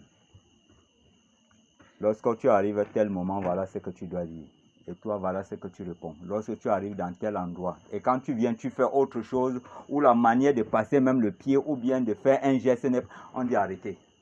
Il y a déjà infraction. Voilà pourquoi les prophètes sont venus en tant que quoi? Les metteurs en scène. Mais le scénariste, c'est Allah lui-même qui a écrit le scénario de toutes choses. Et il a envoyé maintenant les prophètes pour mettre en scène tout ce qu'il a été prévu. C'est ça, non? Ihbitu minha jami'a. Fa imma ya'tiyannakum minni hudan. Maintenant ici c'est qui? Hudan ici c'est qui? Le guide. Un messager en tant que quoi? Metteur en scène. Faman tabi'a hudaya fala khawfun alayhim. Celui qui va suivre mon guide n'aura aucune crainte. Bon, maintenant le scénariste, le metteur en scène te dit coupez. Non, ce n'est pas comme ça, fais ça. Tu fais autre chose, dis dégagez, cherchez-moi un autre acteur. Attends, il a mis à l'acteur à la panique, non? Le toi qui voulait briller, qu'on commence à dire que non, c'est la star de tel film, non, on a déjà dégagé ça. Tu n'es plus encore une star. Hein? Maintenant, va chômer. Voilà. On te châtie avec le chômage, mais Allah te châtie avec son fouet. Je ne sais pas si on comprend bien. Voilà, qu'Allah nous facilite. Donc on explique comme ça terre à terre pour que la personne essaie de mieux comprendre la chose. Ouais, allons-y. Et ceci est l'avis de la majorité dans son livre Irshadu Sari. Voilà, donc ceci est l'avis de la majorité. Donc il y a plusieurs avis. Hein. Mais nous prenons la vie qui a quoi? Qui a la preuve. Quand il y a l'argument, tu fais quoi avec l'autre avis? Hein? Parce que tu sais que quand on t'amène cet avis, ton argument, tu le mets devant. La vie, là, lui-même est obligé de se taire. Maintenant, quelqu'un te dit, je prends un exemple. Quelqu'un te dit, non, la première des choses qu'on a créées, j'ai un hadith propre. La première des choses qu'on a créées, c'est l'eau. Tu dis, d'accord. L'eau existe. Il dit, mais ça existe, non? Allah dit, c'est lui qui a créé la mort et la vie afin de vous éprouver. L'eau, là, on peut nous éprouver par l'eau. On peut t'éprouver par l'eau. La noyade est là, non? Ce n'est pas une épreuve. Voilà. Donc, avant que l'épreuve ne soit créée, puisque Allah a créé la mort, l'inexistant et l'existant. D'abord, la première des raisons pour laquelle il a créé l'inexistant et l'existant, c'est pour nous éprouver de lui-même. Hein? Je ne sais pas si vous voyez un peu. Si Allah a créé l'inexistence et l'existence, il a dit l'iyabluwakum, c'est pour vous éprouver. Lequel d'entre vous est le meilleur en œuvre? Quelle est la meilleure des œuvres en islam? Très bien.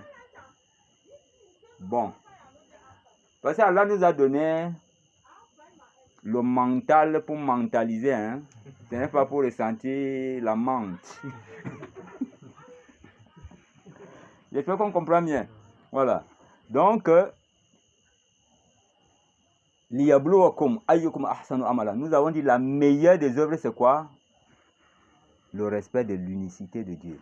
Très bien.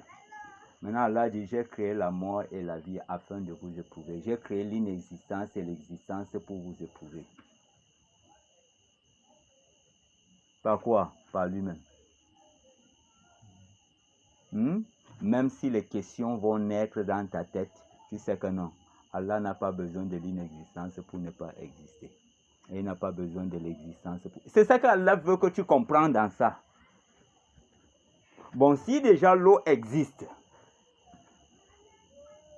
c'est passé par où?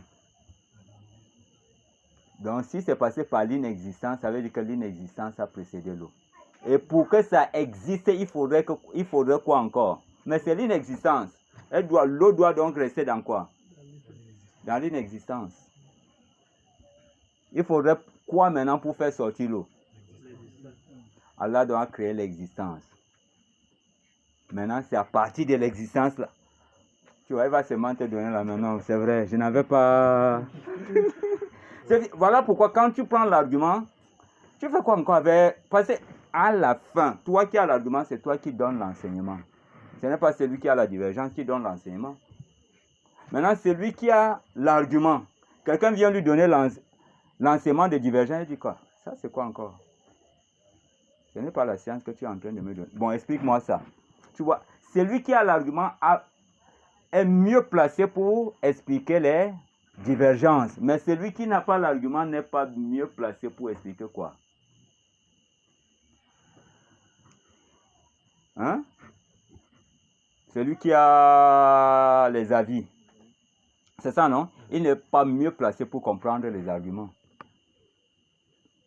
Directement, il va te dire c'est daïf. Voilà pourquoi nous avons dit la fois dernière, ce n'est pas tout celui qui étudie, qui enseigne, mais c'est celui-là qui a compris, hein, qui est appelé à enseigner. Liyatafaqahu fi dini. Pour qu'ils partent comprendre les notions de la religion. Qu'Allah nous facilite. Donc il y a des divergences, mais nous avons pris seulement ce qui a l'argument. On a laissé les divergences pour ceux qui divergent. J'espère qu'on comprend bien. Voilà, allons-y. Le cheikh Al-Ajlouni a dit, le plus authentique est que le trône fut créé avant le Kalam. Donc, malgré les divergences qu'il y a, le plus authentique des avis, le trône fut créé avant le Kalam. Oui. L'imam Al-Qurtubi Al-Maliki a dit, l'origine de toutes les choses créées est l'eau. Donc, l'origine de toutes choses créées est l'eau. L'origine de toute chose, la terre, tout ce que nous voyons là, l'origine de ça, c'est l'eau. Oui. Oui. Comme nous avons cité le hadith en haut. Oui. Oui, il cite comme preuve le hadith d'Ibn Hibban et Ibn al-Majah, précédemment cité dans son tafsir. Nous l'avons apporté les hadiths en haut. Oui. Le muhaddis Abdullah al-Rumari a dit, après avoir confirmé que le qalam a été créé après l'eau et le trône, l'écriture a eu lieu après la création du trône sur l'eau. D'ailleurs, donc la création du trône sur l'eau, c'est ça, non? Voilà, ce n'est pas que non. Après la création du trône et qu'on a créé le qalam sur l'eau. Non. Voilà, oui. Allah nous facilite. Oui. D'ailleurs, cela est parvenu de manière explicite d'après... Donc explicite, ça veut dire quoi? De manière claire, détaillée. Oui. D'après ce que rapporte Ibn Shahin dans As-Sahaba. D'après Nafi Ibn Yazid al-Hamyari, qu'un groupe du Yémen qui n'était pas des Ashariyin sont venus au prophète sallallahu alayhi wa sallam. Donc une délégation du Yémen sont venus voir donc le saint prophète sallallahu alayhi wa sallam. Oui. Et l'ont questionné concernant le début de la création. Et ils l'ont demandé, mais ya Rasulullah, quel est le début de la création? Par quoi est-ce qu'Allah a commencé donc la création? Oui. Alors il a dit. Le prophète répondit. Ce qui a pour sens, Allah existe de toute éternité. Allah. Tu vois, voilà comment Allah. Regarde comment il commence. Vous voulez savoir comment la création a commencé. D'abord, Allah, lui, il a existé avant que l'existence n'existe parce que lui, il vit dans l'éternité. J'espère qu'on comprend bien. Lui, Allah vit dans l'éternité. C'est nous qui avons besoin de temps maintenant pour qu'on essaie de nous compter le temps qu'on nous a donné. Parce qu'on nous a prêté, il faut qu'on te fixe un temps pour rembourser, non? Voilà pourquoi dès que tu m'en dis quoi, il a rendu l'âme qu'on l'a prêté. Hein? Voilà. Et Allah existe de toute éternité. Oui. Et rien d'autre que lui n'existe avec lui. Pardon, écoutez-moi bien ça. Hein? Rien d'autre que lui n'existe. Ça veut dire quoi? N'existait. Au moment où Allah existe dans l'éternité. Rien d'autre que lui. Il n'y avait pas la création. Pardon, s'il ne s'était pas... Tu vas continuer. Si ces gens-là n'étaient pas venus faire cette question, on devrait avoir des problèmes. Il devrait y avoir des divergences. Maintenant, ça revient sur tout ce que nous avions dit, l'inexistant et l'existant. Tu vois, le prophète explique. Bien vrai que tu ne vas pas trouver des savants qui vont te dire que non, l'inexistant... Non, non, non, ça c'est ton école. J'espère qu'on comprend bien. Voilà, c'est ton école. Aujourd'hui, Imam Malik avait son école. Abu Hanifa avait son école. Shafi avait son école. Hanbalit avait son école. Voilà pourquoi dans leur école, tu ne vas pas entendre que non, on a dit, les savants ont dit non. Eux, ils t'amènent ce que eux, ils ont compris. Et aujourd'hui, il n'y a pas des écoles. Pourquoi? Parce qu'on fait la routine. On ne cherche pas à comprendre les choses selon l'avancée de la science. Je ne sais pas si on comprend bien. Voilà, maintenant, une école qui amène une nouvelle réflexion, on dit l'école ci, école ça. Je ne sais pas si on comprend bien. Voilà. Voilà pourquoi quand tu donnes une idée, on dit que non, il est de telle école. Ibn Taymiyyah a une école, on dit non, il suit la mazhaba de Imam Ahmad. An-Nasa'i, Imam Al-Qastalani ou bien Al-Asqalani, il est de la mazhaba shafi'ite. Maintenant, toi, tu dois recueillir les arguments pour essayer de méditer et voir dans quelle époque tu es. Parce qu'ils sont dans une époque, maintenant tu es dans une époque où maintenant on est en train de robotiser des gens. Aujourd'hui, si tu n'as même pas besoin d'épouse, tu vois que non, ça te gaspille l'argent. Tu pars seulement en Chine, en Europe, tu payes une poupée sexuelle, tu viens garder à la maison comme ton épouse. Maintenant là, il n'y a pas ça dans leur époque. On dit quoi?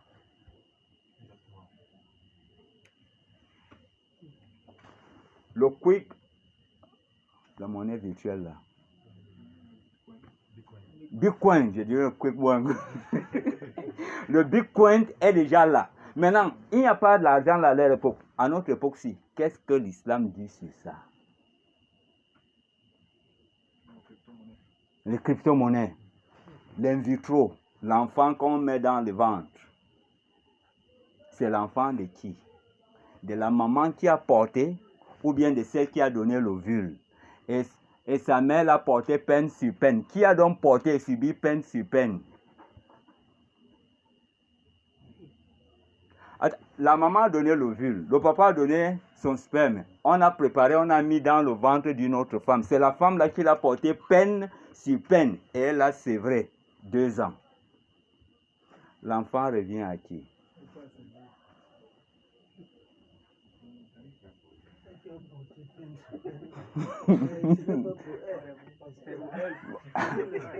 Donc voilà pourquoi tu vois, toutes ces choses-là, nous avons fait des chapitres sur ça.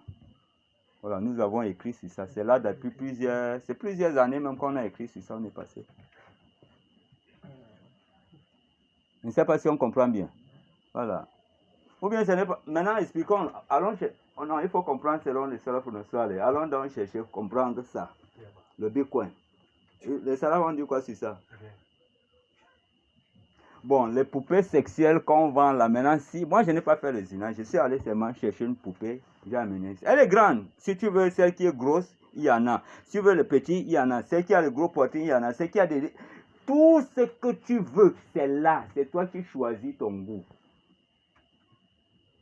L'argent que tu donnes là, tu portes seulement, on te met ça dans un carton, tu viens monter à la maison.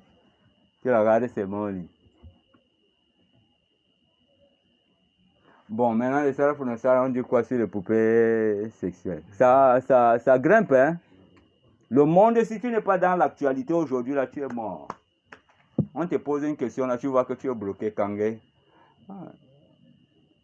Ça n'avait pas existé à l'époque du peuple. Non, ça existe à notre époque. On fait comment?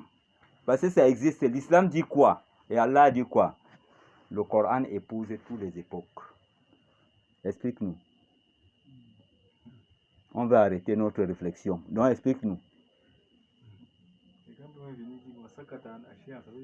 Ouais, Sakata an Ashia. Ouais. Ouais. Mais par contre, de manière systématique, dans la méditation, Allah parlait sur ça. C'est la méditation qui te permet de comprendre. Maintenant, qu'est-ce qui nous a fait comprendre que non, c'est l'inexistence qui a été créée parce qu'avant la création de toutes choses, Allah est. C'est ce que le prophète nous enseigne. Maintenant, il faut réfléchir. Il faut donc réfléchir. Ta réflexion doit maintenant te conduire vers un soutien. Quel est le soutien? Allah dit mais pourquoi il a créé d'abord la mort? La mort, c'est quoi? L'inexistence. Et la vie, c'est quoi? L'existence. Tu vois, tu commences à réfléchir. Mais Allah était où? Il était avant l'existence, avant l'inexistence. Donc, ça veut dire quoi? Il n'a pas besoin de l'inexistence pour exister, pour ne pas exister. Et de l'existence pour exister. Donc, Allah était dans l'éternité. Parce que là, le monde est dans la, c'est l'éternité. Hein? Et il nous prête cette éternité-là pour vivre au paradis.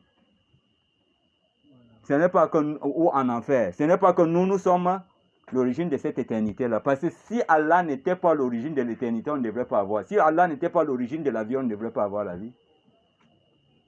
Si Allah n'avait pas une origine, on ne devrait pas avoir une origine. Parce qu'il faut avoir pour donner ce que tu as, non? Hein? Je n'ai pas, je donne quoi à mes enfants? Je ne donne rien. Le jour qu'on a trouvé le pain, on mange le pain. Le jour qu'on n'a pas, la maman vient me donner, je n'ai rien.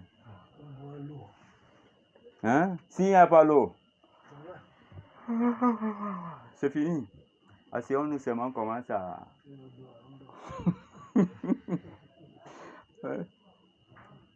Je ne sais pas si on comprend bien. Bon, on continue avec le test. Donc, on s'arrête comme ça pour réveiller un peu la conscience. Oui. Allons-y. Allah existe de toute éternité. Donc, Allah existe de toute éternité dans l'éternité. J'espère qu'on comprend bien. Oui. Et rien d'autre que lui n'existe avec lui de toute éternité. Et rien d'autre au moment où Allah existait là, avant la création de tout ce qu'il a créé, rien d'autre que lui n'existait. Maintenant, c'est propre, non? Rien d'autre que lui n'existait. Ça veut dire donc quoi? L'existence était? Non. Ça n'existait pas. Hein? Rien, c'est rien. Attends, il y a divergent. Tu as face à ça. Tu fais comment? Tu gères ça maintenant, tu t'accroches au divergent. C'est que toi-même, tu es malade. Tu ne sais pas ce que tu apprends. On ne doute pas avec la science. Allah lui-même a dit quoi? Fala takuna minal mumtarin. On a demandé à Ibn al-Qayyim qui est savant. Il dit c'est celui qui ne doute pas avec ce qu'il sait. Il ne doute pas avec ce qu'il sait. Et il ne panique pas sur ça. Mais quand tu viens seulement à lui, il a quelques questions qu'il te pose, c'est fini. Mais toi, tu lui poses des questions, il s'en sort, non? Tranquillement. Oui, allons-y. Et son trône fut créé sur l'eau. Donc, et son trône fut créé donc sur l'eau. Donc, Allah a commencé par Allah d'abord. Donc, avant que l'existence n'existe, Allah existait déjà. Ce n'est pas qu'il existait dans l'inexistence. L'inexistence même n'était pas encore créée, mais Allah était dans l'éternité.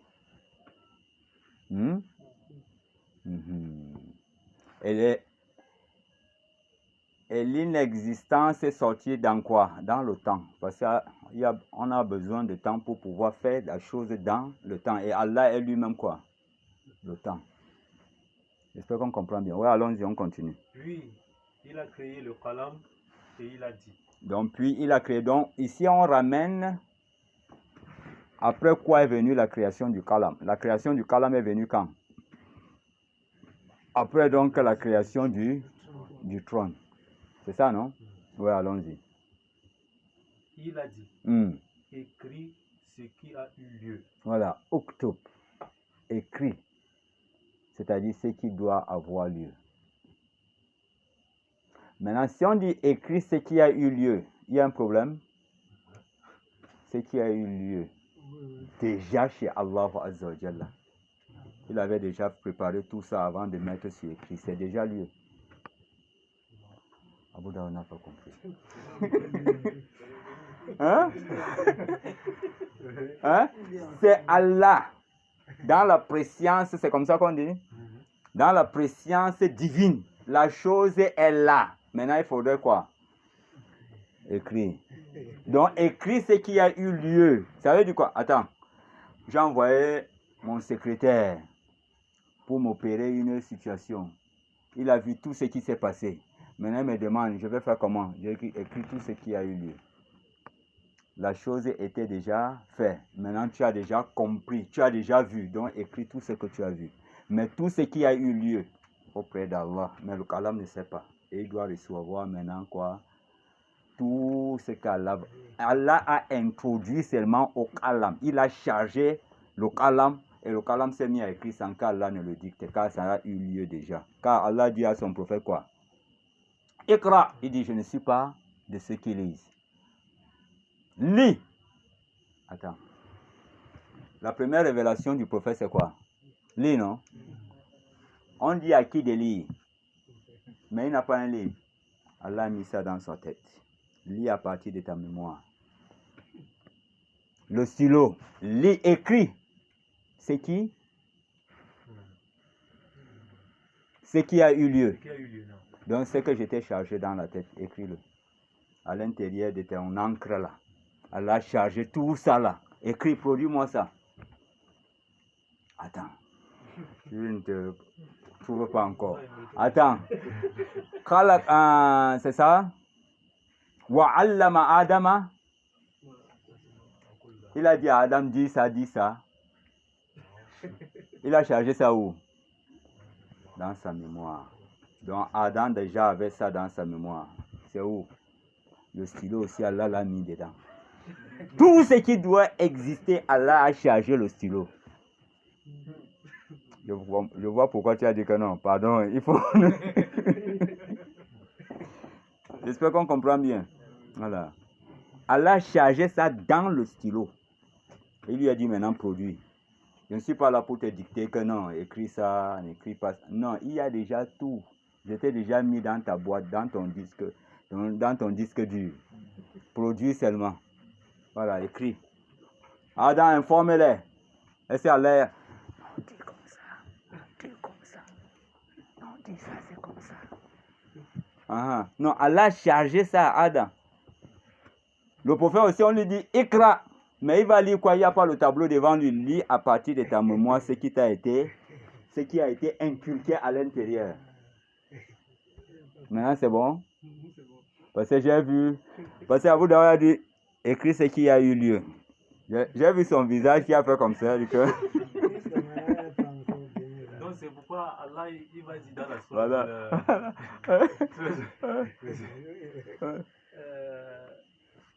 C'est quoi ce là? Là, c'est au milieu de Qiyamah.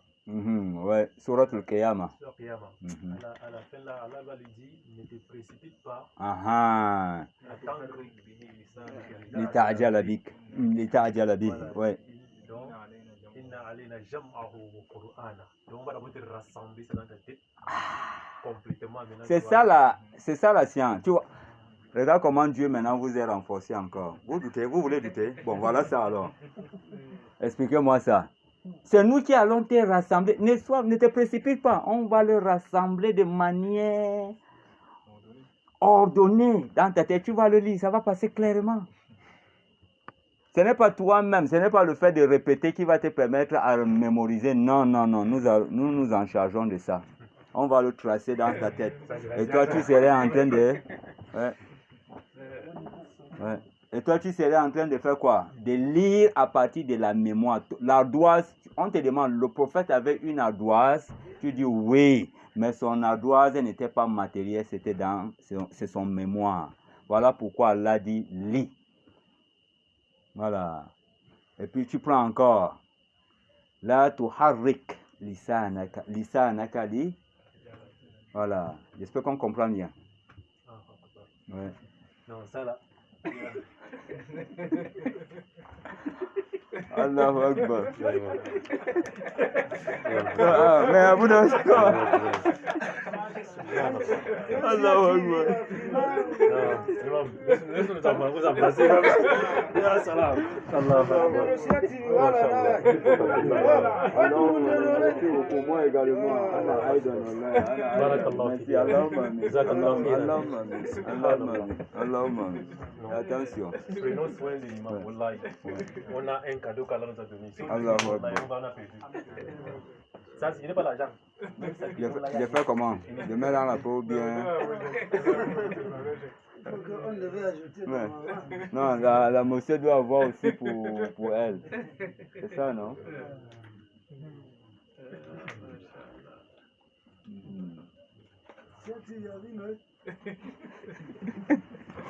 Ouais. J'espère qu'on comprend bien. Voilà. Donc voilà un peu en quelque sorte.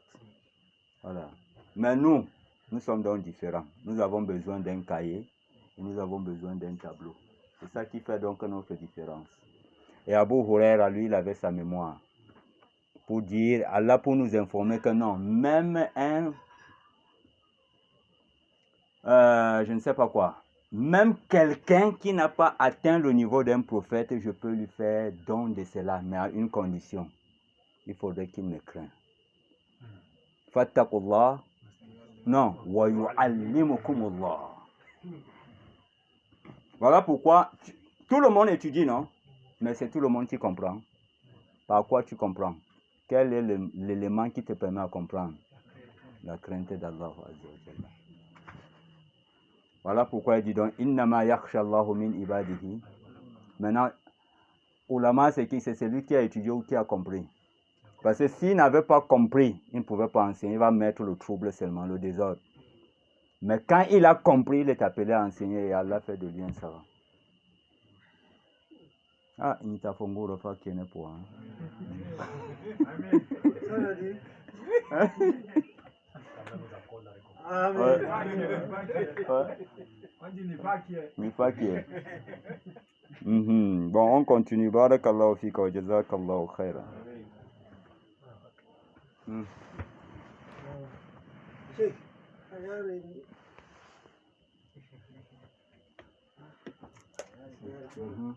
Puis il créa les cieux et la terre. Et ce qu'il y a dedans. Donc, puis il créa les cieux et la terre. Par quoi maintenant Allah a créé les cieux et la terre? L'eau. Ouais, l'eau. Voilà. L'eau. Tu connais la création de la terre. Avec quoi Allah a créé le ciel et la terre? Tu dis l'eau. Tu prends le hadith qu'on a mis en haut. Voilà. Il a créé toutes choses à partir de quoi? L'eau. Ouais. Et on continue. Ceci est explicite concernant l'ordre d'entrée en existence des créatures. Donc ceci constitue quoi? L'ordre d'entrée en existence de quoi? Des créatures. L'inexistence, l'existence, l'eau, le trône, le kalam. Voilà. Maintenant le kalam. Après avoir créé donc le kalam maintenant s'est mis à produire par ordre ce qui doit venir en premier avant l'autre, ce qui doit venir avant, ce qui doit venir avant, ce qui doit venir après, ce qui doit venir après. Elle s'est mise donc à produire. Selon l'ordre qu'elle a reçu de la part d'Allah Azzawajal. Selon la manière qu'Allah lui a ordonné dans quoi? Dans son disque dur. Il a chargé seulement ça. Et produit. Et ceci ne contredit pas ce qui fut rapporté, puis ici le hadith qui semble indiquer la primauté du kalam. Car la primauté du kalam est par rapport à ce qui est autre que l'eau et le trône. Et rien d'autre n'est parvenu de manière authentique du prophète sallallahu alayhi wa sallam concernant l'ordre d'entrée en existence des créatures dans son livre Qisasul Anbiya, Adam alayhi salam. J'espère qu'on comprend bien. On a compris là-bas, non? Tu n'as pas compris? Ah d'accord, allons-y. Il est déjà presque... L'eau, c'est encore? Hein? On s'est arrêté où? 11 éléments.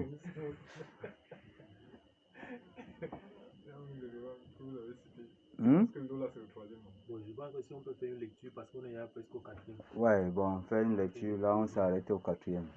S'il y a un élément expliqué parce qu'on est déjà presque... Al-Hafiz Ibn Hajar a dit à ce propos.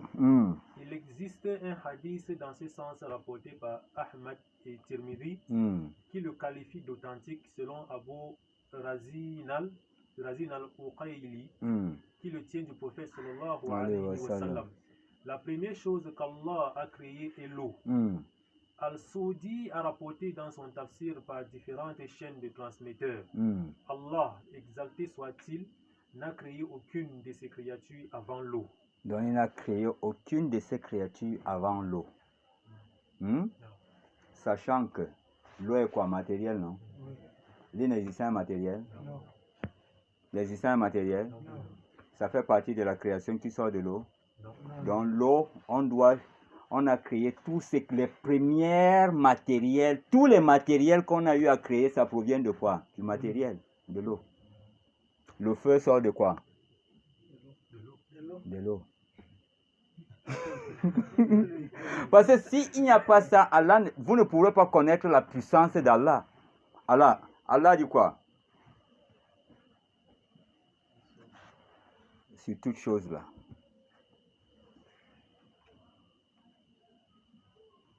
Allah kulli shay'in qadir.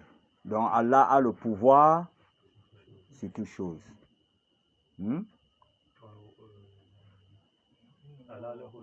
Voilà, inna Allah ala kulli shay'in qadir. Certes, en vérité, Allah a le pouvoir sur toutes choses. Il a la capacité sur toutes choses. Donc il est celui qui a la capacité de créer à partir de l'eau le feu. Mais si Allah a créé le feu à partir du bois, c'est normal. Mais pour te montrer sa puissance, il t'enlève ça, pour te compliquer le cerveau. Parce que tu vois que non, rien, personne ne peut, même le magicien ne peut pas. Ouais. À partir de l'eau, il a fait sortir quoi? Le feu. L'enfer sort d'où? De l'eau.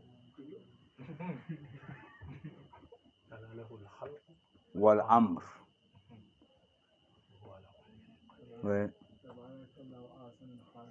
J'espère qu'on comprend bien. Attends. On t'a dit toutes les créations sont sorties de l'eau. L'enfer est une création. L'eau. c'est du foie. D'abord, Abraham a été jeté dans le feu, non? Allah a dit, Bardan. Voilà, Yana Rukuni Bakun, hein? Yana Rukuni. Allah Ibrahim. Sois froide. Parce que Bardan même parle de quoi? Sois glacé. Wassalam, non, douce, légère, voilà. Si on avait dit Bardan, ah là, elle va le congeler.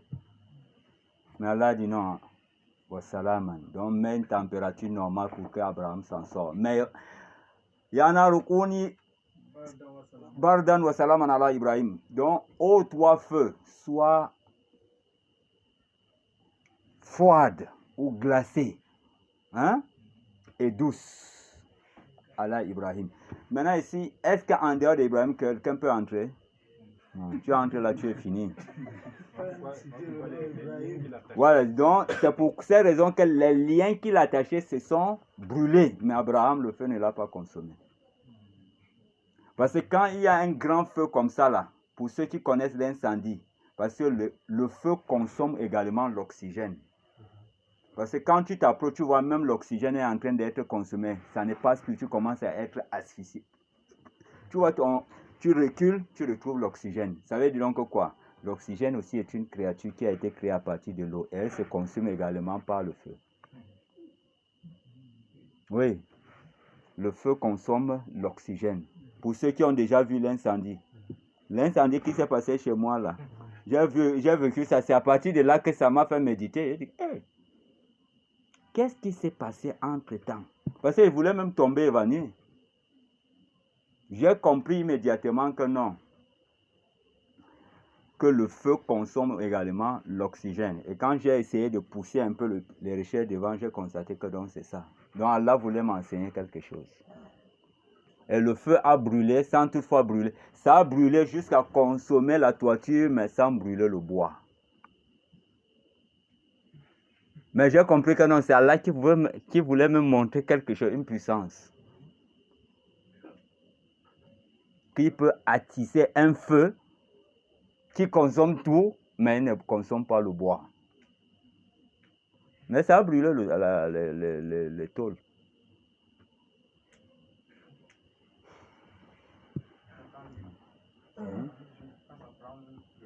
Hein? Quand l'huile prend feu ouais. Dans la cuisine, pour éteindre ça, si on verse l'eau, ça va s'éclabousser. Mais si on prend le couvercle, vous privez de feu d'oxygène, ça va s'éteindre. Voilà. Donc ça veut dire donc quoi? Le feu consomme également l'oxygène. Il peut le consommer et le renvoyer aussi ailleurs. Voilà pourquoi tu vois les montgolfières là, on gonfle ça avec l'eau. Donc il attire les oxygènes. Il le consomme et il le renvoie maintenant. Bon, tu vois, voilà une autre expérience. L'eau qui machin, tu verses l'eau, paf, ça dégage encore. Ça ne dit rien que le feu là, il a un lien avec l'eau. Et qu'est-ce qui éteint l'eau? Ah, qu'est-ce qui éteint le feu? C'est l'eau. Et l'eau sort d'où? Pourquoi il s'éteint? Parce qu'il respecte son grand frère.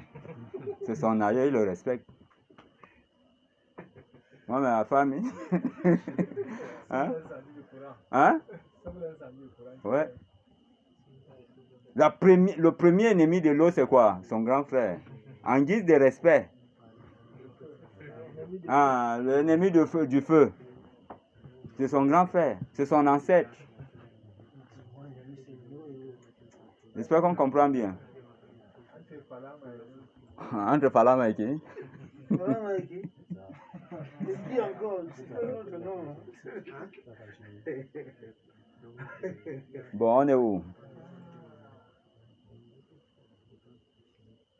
Ibn Jarir a dit dans son livre d'histoire, l'avis qui me paraît le plus juste est celui qui stipule que Allah, exalté soit-il, a créé l'eau avant le trône, vu l'authenticité du hadith d'Abu Razin al-Uqayli que nous venons de citer. Ismail Assoudi a rapporté... Donc tous les hadiths qu'on fait allusion là, c'est en haut. Nous l'avons déjà cité, oui. rapporté d'après Murral Tayyib, selon Ibn Mas'ud, selon Abu Malik et Abu Salih, selon Ibn Abbas, et le même Murra a aussi rapporté les mêmes propos de Anas, qui les tient d'un grand nombre de compagnons du prophète sallallahu alayhi wa sallam.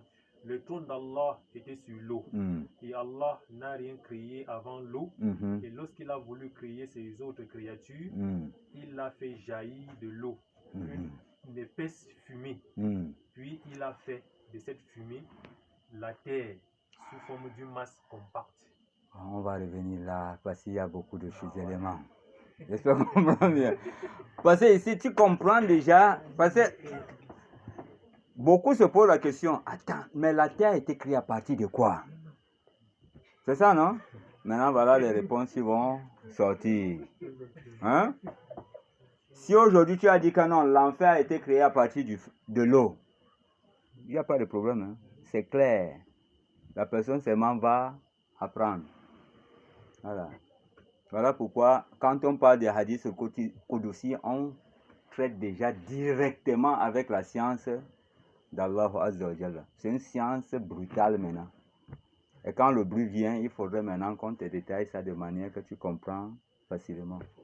Tu vois, la manière que tu avais pris le test, tu l'avais lu, ce n'est pas comme ça que tu le comprends. Donc, c'est comme ça. Donc, on va... Bon, bref, si tu peux lire seulement, pour qu'on s'arrête au 4e point. Mais en revenant, on commence... Ouais. Ensuite, il a disloqué cette masse en 7 terres. Voilà, donc il a ce qu'on appelle le Big Bang, non? Big Bang. Voilà, ouais. Ça a donné maintenant 7 terres. Ouais. Ouais. Une masse compacte. Ouais. Après, pouf! Voilà, c'est après donc l'explosion là qu'on a eu donc les 7 différentes couches de terre. Voilà. Allah a créé 7 cieux, 7 terres. Et quand il y a masse là, c'est l'ensemble qui était. Hein? Quand pouf, c'est d'abord la terre qui s'est installée avant que le ciel ne... Oui. Mais les deux étaient mélangés et les deux ressortent d'où? De l'eau, de la fumée qui jaillit de l'eau. Une fumée, on ne t'a pas dit. J'espère qu'on... Voilà. C'est comme la vapeur, non? Ouais. Quand on ouvre le couvercle, on met de l'eau qui bout. Ouais. La vapeur qui sort sur... Bon, la vapeur n'est pas la fumée. La vapeur n'est pas la fumée. Hein? Hein? Tu vois, la fumée, quand tu mets, tu vas voir quelque chose. Mais la vapeur, une fois quand tu mets, tu vois, tu trouves l'eau. Donc, l'eau sous forme gazeuse. Voilà pourquoi on a pris la fois dernière l'eau. Il y a l'eau liquide, l'eau solide, l'eau gazeuse. Voilà.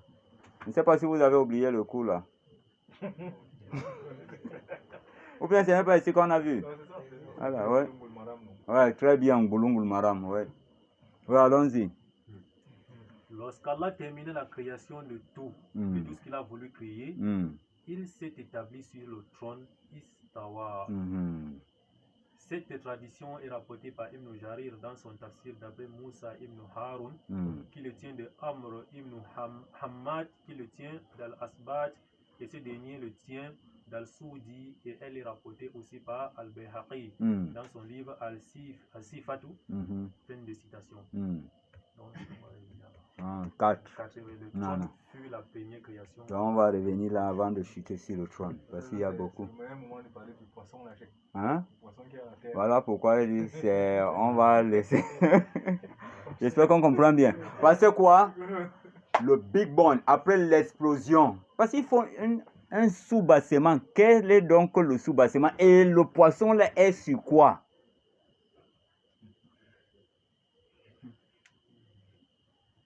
Tas de choses à... Si on s'arrête seulement ici, on risquerait même passer trop de... On peut faire peut-être 2 à 3 séances avec seulement le hadith. Hein? Parce qu'aujourd'hui, c'est... Parce que je ne voulais pas trop approfondir, j'étais appelé, non? On a causé même. Après, tu m'as dit non. Si c'est ça, là, je peux seulement envoyer les éléments qu'il faut... Lui, maintenant, il ne sait pas ce que nous avons causé, il est sorti maintenant. Donc, Allah a prévu que peut-être... voilà. J'espère qu'on comprend bien. Et le pétrole devrait couler aussi.